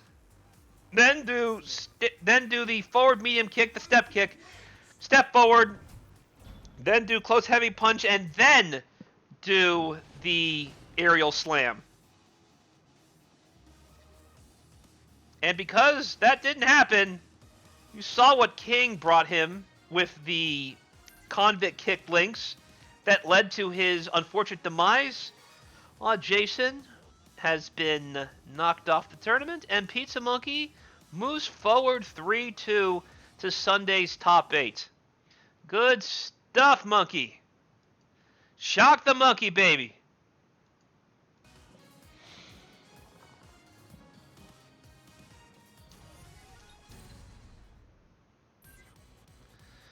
And next up is going to be doing the math. Hold on.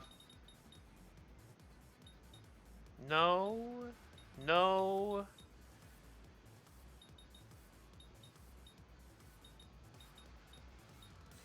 No, what was it? Alright, this one for sure. Swoops and Spicy.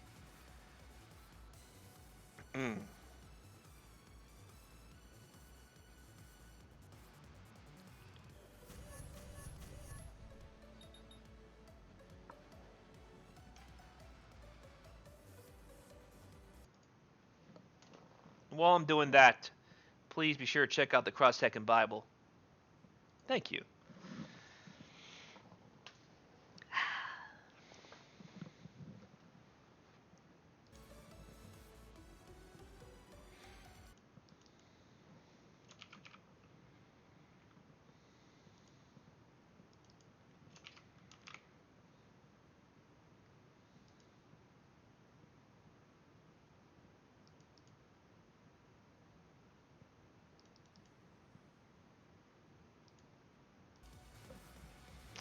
All right. Let us proceed. We'll find out, won't we?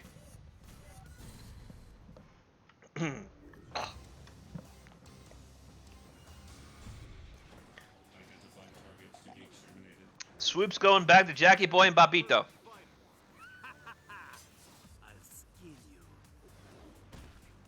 A lot of kings, a few Vegas, a couple of Bobs. We got Jack. Pretty diverse tournament all around, to be honest. We have Sakura, we have Alyssa, we've seen a Ryu, we've seen a Kuma, we've seen a Rufus, we've seen a Dudley, we've seen a Chun-Li, we've seen a bunch of Laws. We've seen a Paul. So, not bad all around, to be honest. And Spicy, come on! Jesus! Look at this! Perfect. As I'm reminiscing about the diversity of this tournament, Spicy just laid waste to Swoops. Baby, I want a swoop, baby. Fellow Arizona, well, I'm not from Arizona, but he's another Arizona player. There's a few in this tournament. Not so much a fellow Arizona native. He is a fellow Suns fan, I hope. Why would you live in Arizona and not root for the Phoenix Suns? Such a cool team. What a raw launcher. Did not get what he wanted. I think, I don't know why I didn't go for a stand heavy punch. Oh well, convict kick. Bob is still stuck in the corner. King goes for a jump in and gets blocked. Another throw. Another convict kick. He wants the Oki. He's going to finish this. Dash back. I wonder if Bob could have caught him. Alas, it made no difference. Spicy Steve takes a 1-0 lead in this set.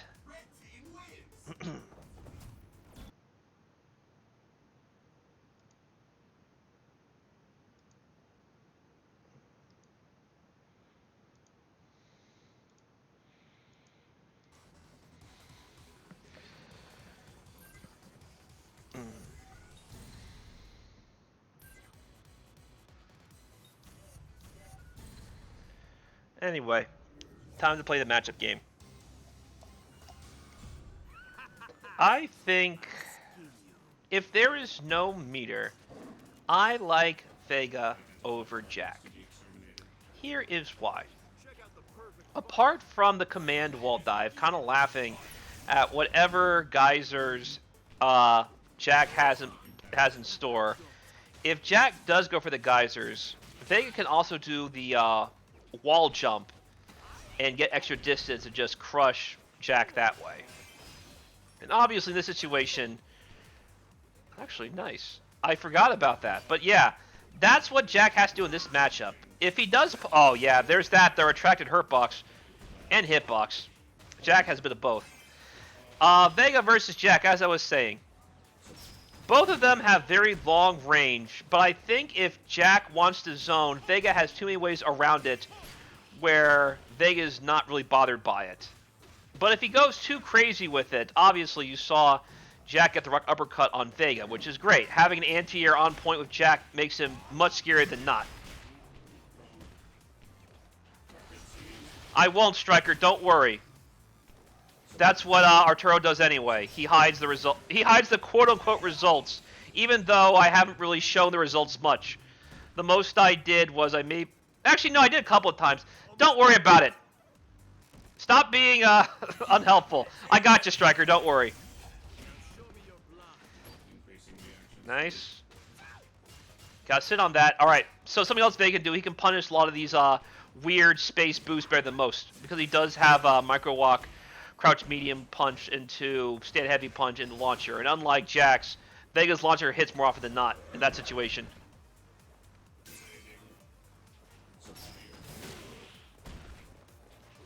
Yes, Striker, I am aware, but sometimes I forget to show the hidden card. It's my stream. Anyway. Da ba ba do da da da ba ba ba ba ba. You got a lot of ground to cover right now. King has no need to quick stand that situation. All that would do is just hasten his demise. This is smart of Spicy Steed. Way to turn good parry. And look at that. Now I gotta start all over again. I know, right? Duh. Good alpha counter. Look at that. That's dead. Oh no! What were you thinking? Was he thinking maybe Bob wanted to backdash or neutral jump and that's why I went for a Jaguar bomb?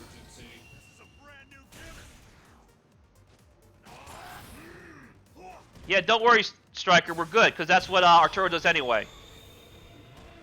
I got you, alright? Good Pandora finish. Things looked absolutely dire, but unfortunately, seems like Spicy couldn't get out in time. And that's our second Pandora of the evening. How often do we have even one Pandora, much less two, in the same stream?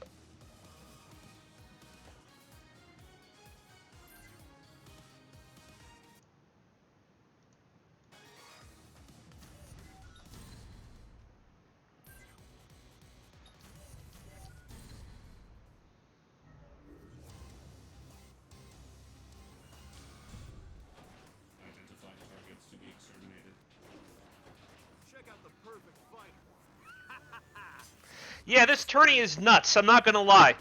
It's why I'm getting out of the way now. I need to save my energy for Sunday, because that's gonna be ridiculous. I need to save all my hype, all my knowledge, brush up on the complete dossier, of which you can take a look at when I change matches after this. Alright, excellent stuff. I was talking about Vega versus Jack like Vega a bit more. So far, I guess I gotta stand Subi Chase, and seems like Jack has this matchup scouted. He's been on point with his anti-airs. He's been counter-poking magnificently with crouch light punch. I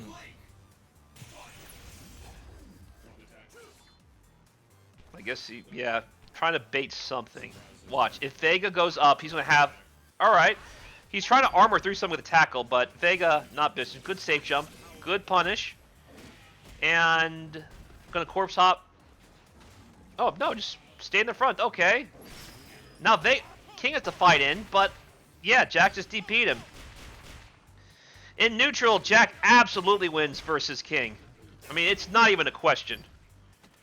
He's going to want Oki, and I think Swoops just poked him out of it.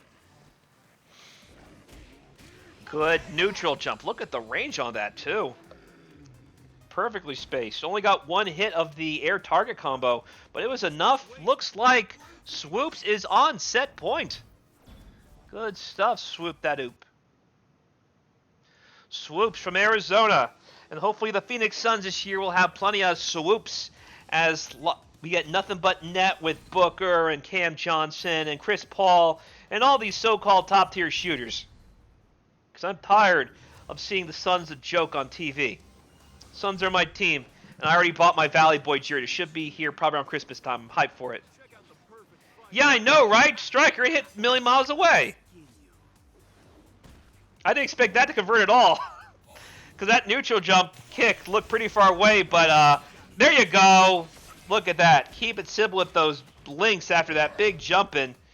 Look how low that hitbox is.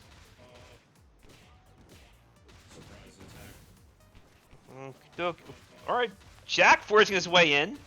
I don't know if it's time for that. There you go. Watch. If he jumps, it's going to... Oh, didn't need to jump. He tried moving forward the normal way, and he just got tag canceled to Bob. Nice. He wanted to get some meaty stuff off that close medium punch. That's a really good move, by the way. I don't play Bob. I know that move's really good. Good conversion. That's dead. Look at the damage. And he didn't even burn any attack gems on that either. That's normal base damage. Bleeding. Vega and King team. Would they? Well, they're two masked guys who speak Spanish. I guess they're like the Lucha Alliance in some weird way. Even though Vega is from Spain and King is from Mexico, and Luchadors have nothing to do with Spain, unless it's that bad guy from Lucha Underground who's from Spain. He's like the evil overlord, like Eric Bischoff or something like that. Anyway, Spicy C trying to turn things around. He does the big way. Look at that. Not quite a perfect, but pretty gosh darn close. I remember calling CEO with my partner, and it was Ken Guile and Vega King finals. It was like the Young Bucks, two American goofs, and Vega and King, two guys who speak Spanish and wear masks. The Young Bucks versus the Lucha Brothers. And right now, I think Vega is trying to show Jack the power of the family, because this is looking pretty dire right now. A throw? Okay. I don't know what Vega's thinking there, but okay. Duh. That wasn't as good from Steve, not gonna lie. I do love his Vega combo so much. It's still your turn. That's like +1 or something like that. I know that move's pretty plus. So don't try doing something after it, or you will get hurt, as Steve learned the hard way. Alright, King trying to implement some free range of his own. He's trying to condition... Yeah, he was trying to condition to crouch block board so he can get Shining Wizard, but looks like Swoop's having none of it. Good! Not quite deep enough. I like the idea, but that hit that crossbow at a certain point to really get a combo off of it. That's a deep DP. Swoops has been batting not quite 1,000, but definitely something in line for the hitting title with those anti-airs. And you need that with Jack. Jack with dominant anti-air and dominant zoning and the frame traps, he's a strong character. And so is Bob, and so is Swoops. What a character. Moving forward 3-1. Spicy Steve, good to see you. But I'm afraid your run in Pandora's Mayhem has ended. You may collect your holiday gift bag on the way out. Okie dokie. Let me pull up the cross-second complete dossier ad while I get the next match. I don't spoil results.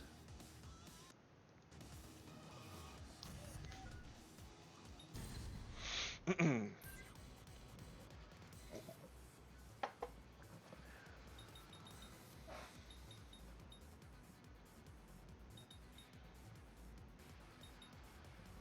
do believe this is what's next. Let me double check.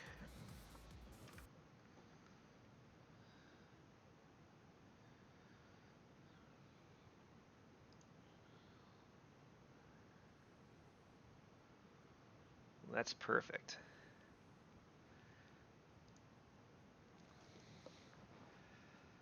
Okay. I know what's next. I'm going to change the card real quick.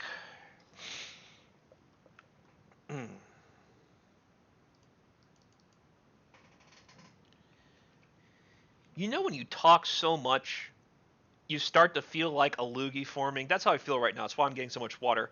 I'm actually going to get some water as soon as I set this card up. So hold on just a second, guys. Excuse me.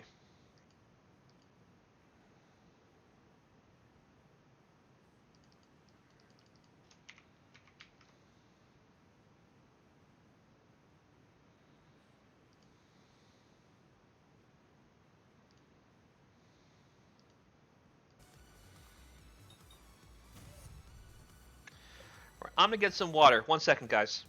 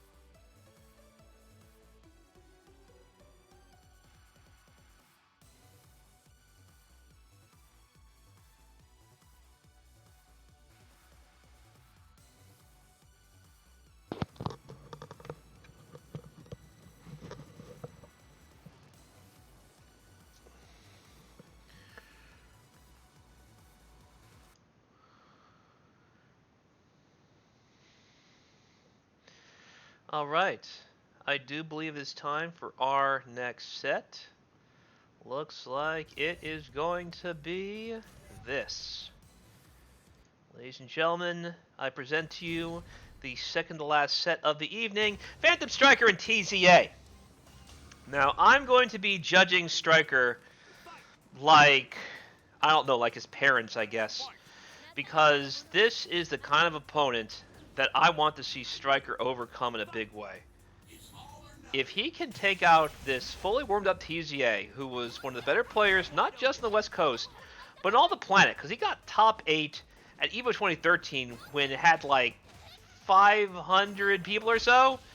Now keep in mind, everything after top 64 was kind of sus, but top 64 was definitely worth their salt. And if he can take out TZA, or at least show me that he knows what to do, then I'm going to be pretty proud of him. And right now, he is making me very proud. Good stuff, Striker. Look at that. You covered that marvelously. Chun-Li couldn't do anything. Too much law. I agree. But if you can overcome TZA's law, then you're definitely the law to beat. This is going to determine who is the best law in the Discord. Ooh, look at this. Law Classic.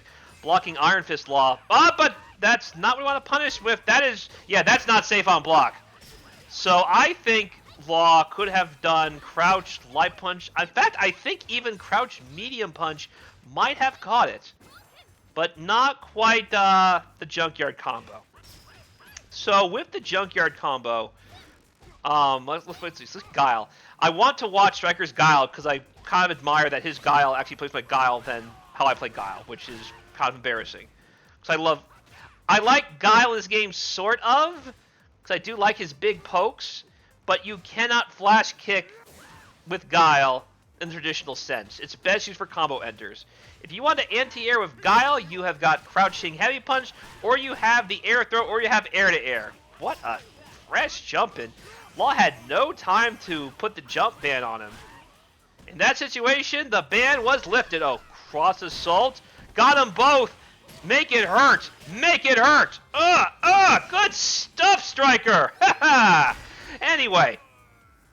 So with Junkyard combo, if Law is blocking another Law's Junkyard combo, crouch light punch and possibly even crouch medium punch into Fist Fury Rush or into Flip Kick or whatever combo starter he wants to cancel into. That's how you do it. But Junkyard combo as a punish on its own, you use that for range punishes, things like Vega Boost or Bison Boost, stuff like that. Right in his grill, Law is going to want to use something more traditional, like crouching links into the cancelable specials like Fist Fury Rush or Flip Kick that can lead to juggles. So that's that. Striker is up 1-0 against the former EVO Top 8 guy, and I am so very proud of him for that. You got one game off him, Striker, and I think that's more than a lot of people can in this situation, because again, TZA's best day is better than a lot of people's best days. In fact, after this set, after TZA was facing LPN, I don't know if it's a spoiler or not. No, because LPN team from the same area. I was asking him, because he was playing TZA earlier, I asked, how do I stack up TZA? Because I was curious, because TZA is someone from the old IRC chat, and I wanted to see how I stacked up with all my training at this point against someone who I knew was a killer back in the day. I'm secure in my accomplishments, but at the same time, I am curious at times, like, if I played back in the day and I managed to be as good as I am now, back then, when I could travel and not worry about Mecklenburg nonsense, where I'd stand up. Ooh, that's big. Anyway, so I'll tell you more of the story later. For now, looks like TZA has found his rhythm. That was all Striker until he made a bad call in the Raw launch, and sometimes a bad call is all it takes to lose a round. Look at this. Already 60 seconds left, and now it's got to be all Guile. There's a flash kick. I said earlier, flash kick are good for anti-airing, and there's some situations. So each flash kick has its own specific range it excels at. For up close, we'll use the light flash kick. For slightly farther away, use medium, and for the farthest away, use the heavy version. They all do the exact same damage, so don't worry about losing damage using the light version over the heavy version. Oh, stare down right there. Unfortunately, both launch up just sit on this for the next 30 seconds. Guile's going to have to force his way in. Oh, alright, TZA's trying to come to him. And that might bite him in the butt in a huge way. Look at these attack gems burning up. What? What happened? Guile just went the wrong way off of the Sobot. What the heck? Why did that happen? Is he going to lose for that? No way! Striker had that perfect! What is going on with these hurt boxes?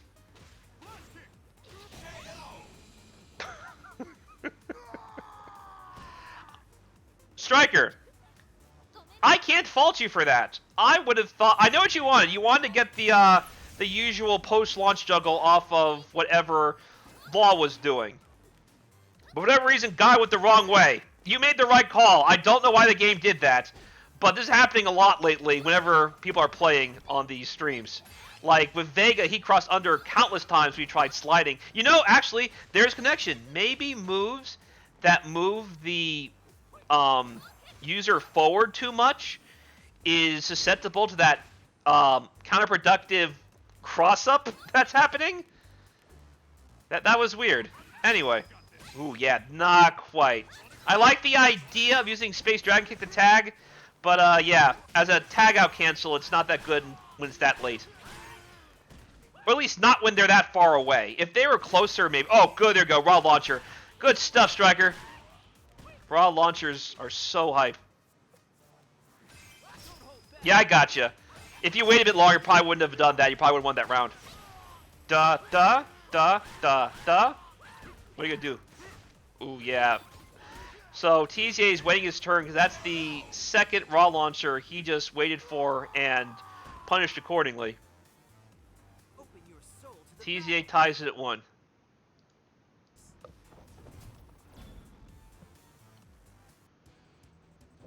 By the way, I can't see the Twitch stream. How many viewers do I have right now?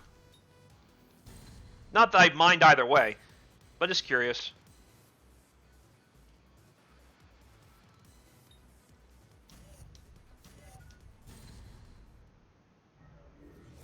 Hey, your Guile's pretty good right now, I'm not gonna lie. I'm kind of envious of you, that your Guile's this far along.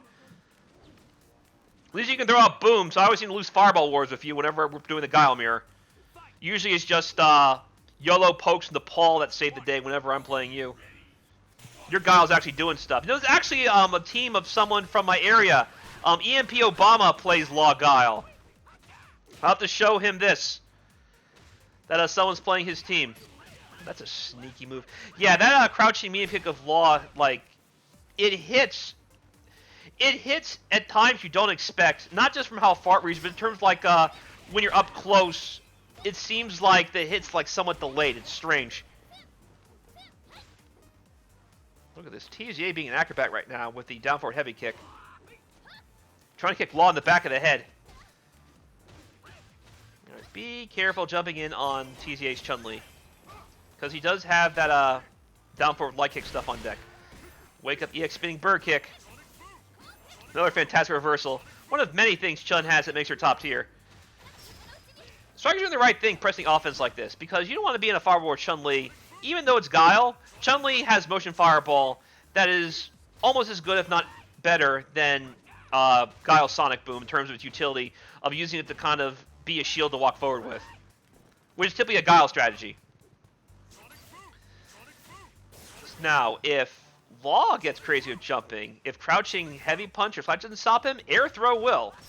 And air throw in this game hurts a ton. It's also super high. That's why I love Guile. He has 2 air throws. Ooh, there we go with those weird hitboxes.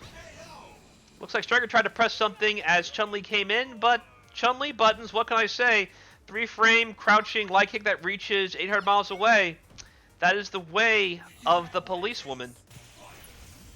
I am the law, says Chun-Li, and you ain't gonna mess around no more. Look at that. That's what I want to see. Doing the punk stuff with the stand light kick boost. Unfortunately, Guile didn't get all the stuff he wanted. Ooh, yeah. He wanted a link of some kind. But looks like Striker either miscalculated the tag cancel or he let it rip in ways it shouldn't have. Even though TZA is from California and Striker's from Arizona, their connection might as well be if it were me and someone from Russia. In fact, having played some of the West Coast guys, I think like Izatop and some of the other people from the far parts of Europe might have better connections than the Californians do. It's really strange. Yeah, got to sit on that. Yeah, unfortunately, Chun-Li's match legs are plus or -1 or something on block 2. You got to sit on it. It's nutty. Fully mashed kicks are actually better than just regular kicks. It's like they want Chun-Li to be autopilot. This is dire. I just realized how much Chun-Li's been just chipping out Law. Guile's got to save this, but ooh, again, whiff punish with crouching medium punch. I don't see crouching medium punch used at all from Chun-Li players. Usually just get the job done with crouching light kick. But so far, Chun-Li sliding home like a baseball player has been doing the job for TZA. He's got a lot of mileage off that crouching medium punch from Chun-Li. Unfortunately, too little too late. Stand heavy punch to the face. Guile has been knocked out cold. TZA now up 2-1.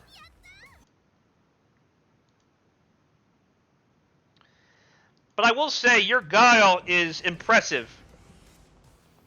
Whatever there is to work on, there's not much. All you have to do is keep doing what you're doing here, and just get used to the matchup, and you'll do great, for sure, Striker.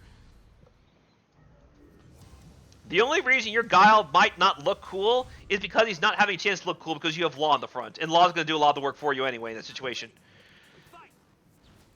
So I have Guile as a point character. I prefer Guile as a point character because I think his great buttons and his pace setting suits him better than if you're trying to make a comeback. The only time Guile is ever making a comeback, like, as an anchor, is if he gets a nice jump in the corner, and then he gets to do all the Sonic Boom corner combo links.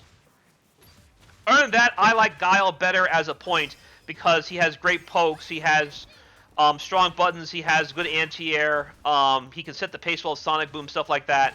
Once you accept Flash Kick is going to be a situational anti-air, and you should use things like air-to-airs or air throw or crouching heavy punch instead, Guile's going to be really good for you. Either point or anchor. There were a couple Lily players, but Striker sent them on his way pretty handily.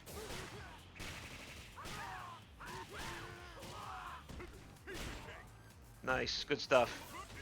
Look at this. Just raw? You're just doing it raw? Okay. Go for it. Raw Junkyard into the stance cancel combos. I love it. That actually does more damage than the flip kicks. Not by much, though, but either way. Ah, no, you got mashed out! So close, yet so far. Striker smelled blood, but Chun-Li said no means no. I'm going to hit your toes. I'm going to put myself in law. The other law, the classic law, the non-Iron Fist law. On set point. I like the idea, but TZA knew to put the brakes on it. Being that he also plays Law, he knows what Law can do, and knows, well, Chun-Li in general can actually bait a lot of these anti-fireball things so well because he recovers so gosh darn fast for fireballs and its motion.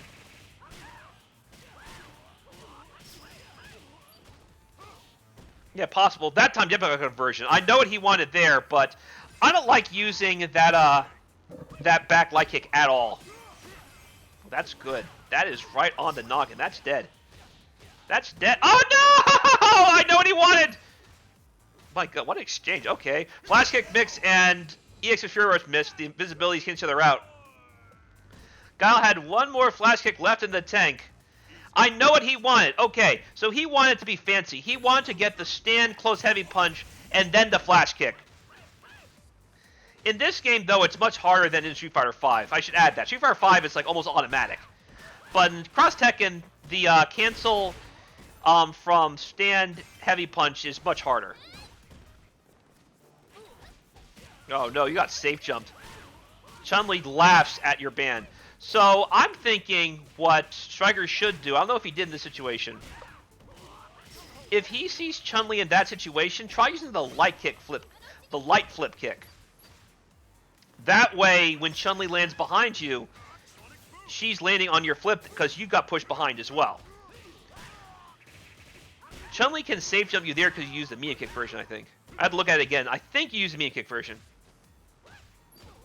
I kind of glanced over to the chat real quick, so I didn't see if he moved backwards or not. But typically to kill cross-subs in that situation, you want to use the light kick version of flip kick.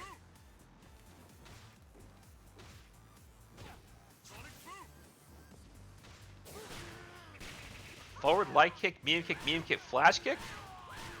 I don't think that's going to work. You mean medium punch, flash kick. Either way, TJ moves forward. 3-1. Alright, time for the last set of the evening.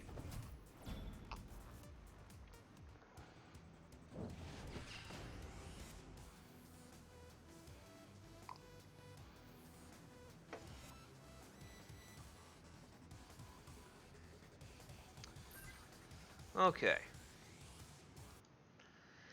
I do believe the final set is going to be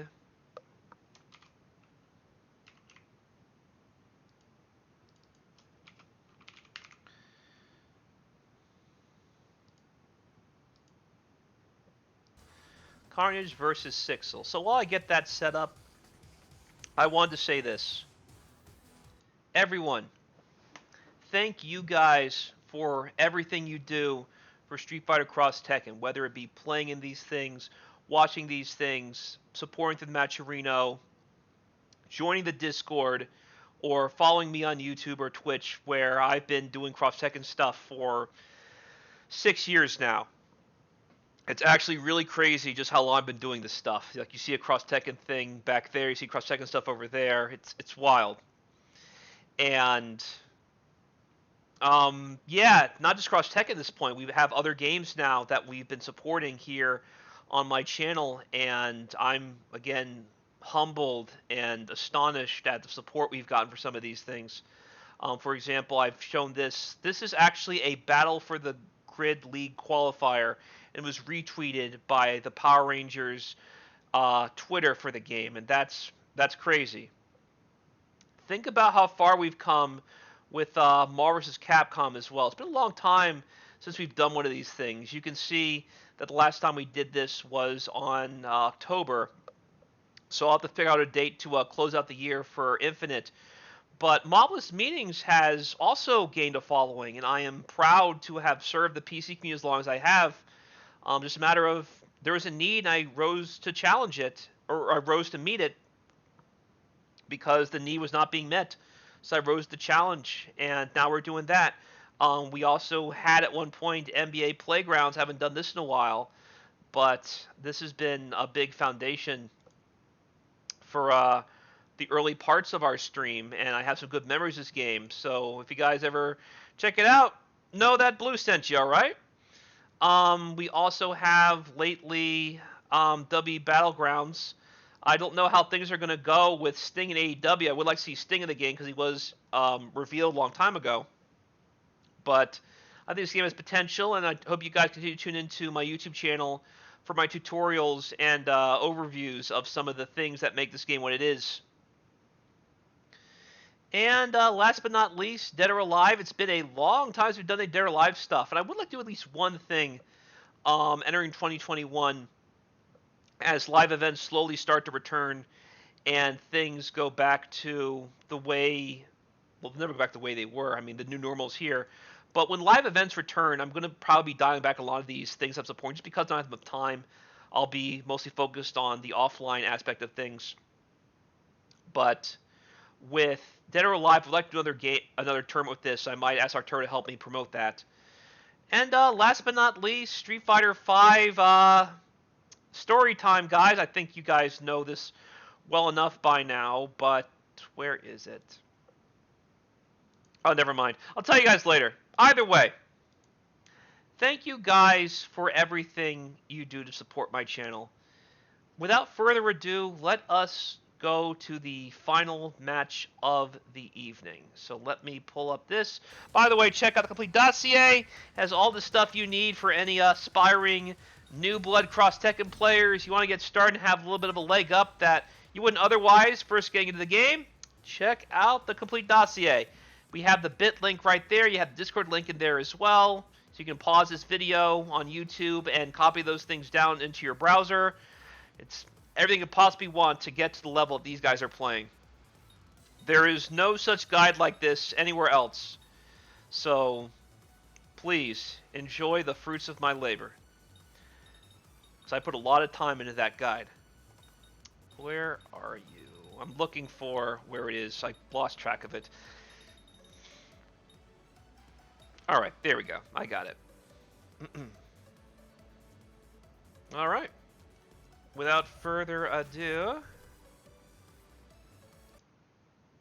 let us begin the final set of the evening.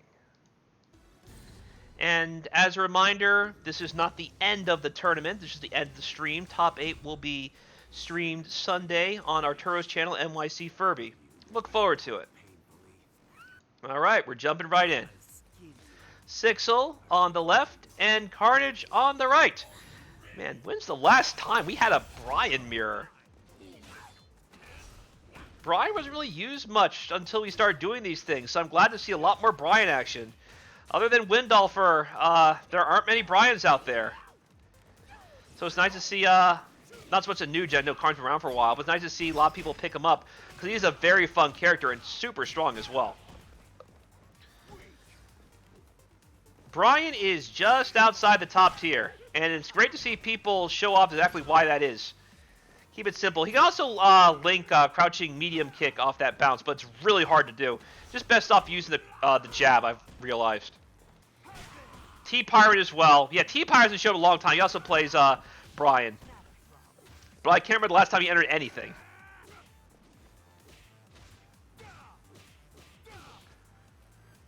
Look at this. A Brian mirror in 2020. Nice, good stuff. Good throw break. Good cross up, nice and deep. Here comes Yoshimitsu. Yeah, good tell me I'm tired. I'm just using cliches right now. Take a drink of water, then I'll mentally reset myself. Love it.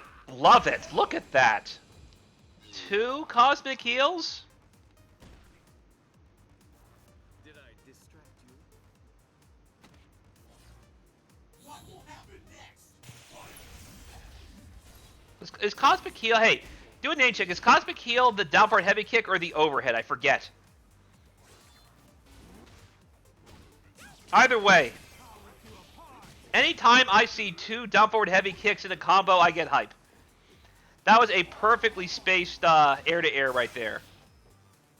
A little too far away to convert off that corner combo, though. Armored through twice. All right, Bruce will succeed. Try again. He missed the follow-up, though. He wanted to get something into the knee drop, most likely. Look at this. What are you going to do? Keep him locked in? Wait his turn there. Six was probably thinking he would go for the crouching medium punch, something like that. But Vega waited his turn, completely expecting some kind of answer from Sixel. And Carnage takes that first game. Okay, that's what I thought. What's the name of down forward heavy kick? So down forward medium. So Cosmic Heel's down forward medium kick. That's the overhead. Scarlet Terror is the flash kick, though. That can't be right. Scarlet Terror is down, back, then forward and kick. That's the flash kick. Down forward heavy kick is something different.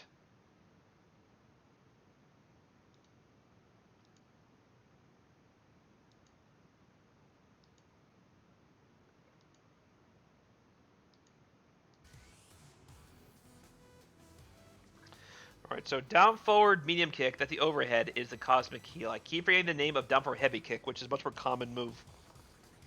He even has it in Street Fighter V now. That's his V skill too. So I should know what it's called. Means I'm getting tired. Alright, next slide.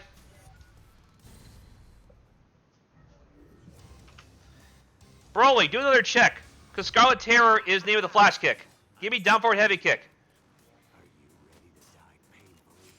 Scarlet Heel? So Scarlet Heel is down forward heavy kick? Okay, whatever. Alright. Anyway, down forward heavy kick. I like seeing 2 of them, 1 combo. Ooh, all the way up high. Okay, doesn't even need to get DP. Just go for the air-to-air. That works. As I said earlier, USP's jump forward heavy punch, really good as a jump-in. And it's an air-to-air. Lucky Yoshi doesn't really bleed damage unless he goes for suicide. Look at that. Waiting his turn. Good block. He had to guess between the low or the overhead. He guessed right. He got big punish thanks to that. Got the link. Snake Pit. Here comes Yoshimi. Ah, no raw launcher for you. Only got 1. No worries.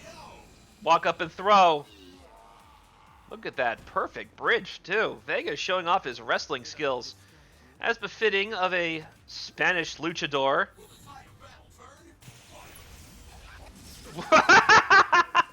Vega was thinking, start of the round slide, but Yoshimi was thinking, nah, Sir Poke Windmill, I know what you're doing. That's what all Vegas do. Like that combo somebody made. He's been crouching for 200 frames. I am gonna slide.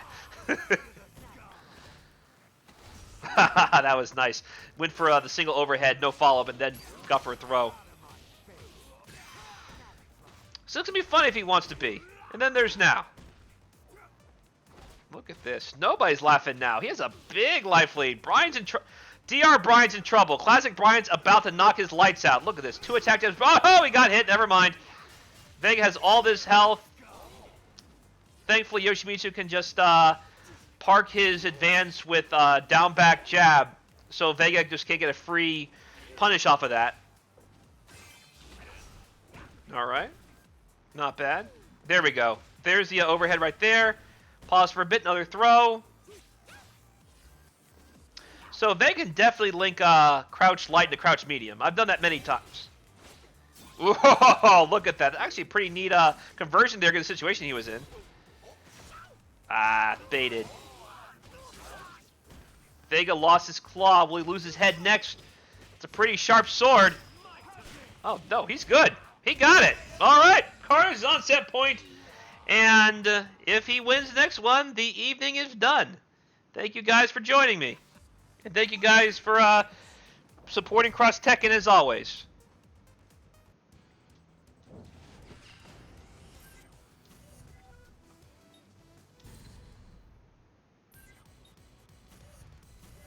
Seems Sixel is going to be abandoning the Yoshimitsu, Brian, Shell. That seems to be what Duck likes to call them, shells.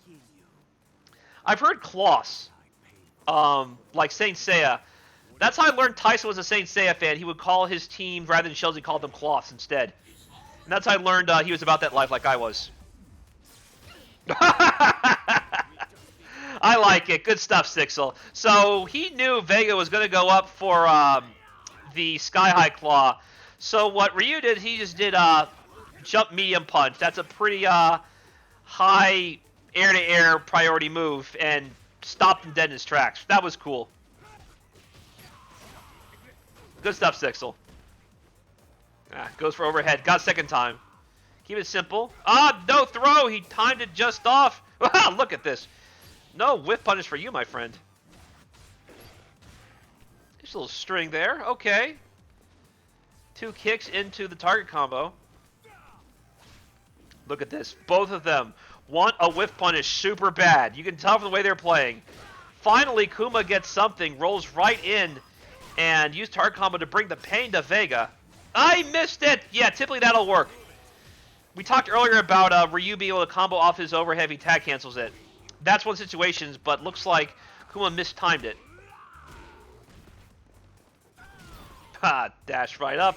Got the overhead.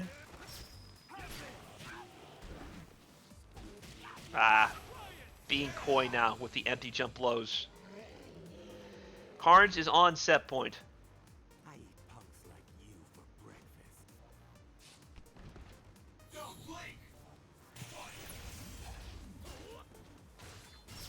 Ooh. Actually, I would have thought they would be able to punish it, but I guess more of that crouch jab park tech is saving him. Nice. So Kuma can definitely anti-air that, but it has to be a certain point. If they cross him up, it's a lot harder for him to deal with that.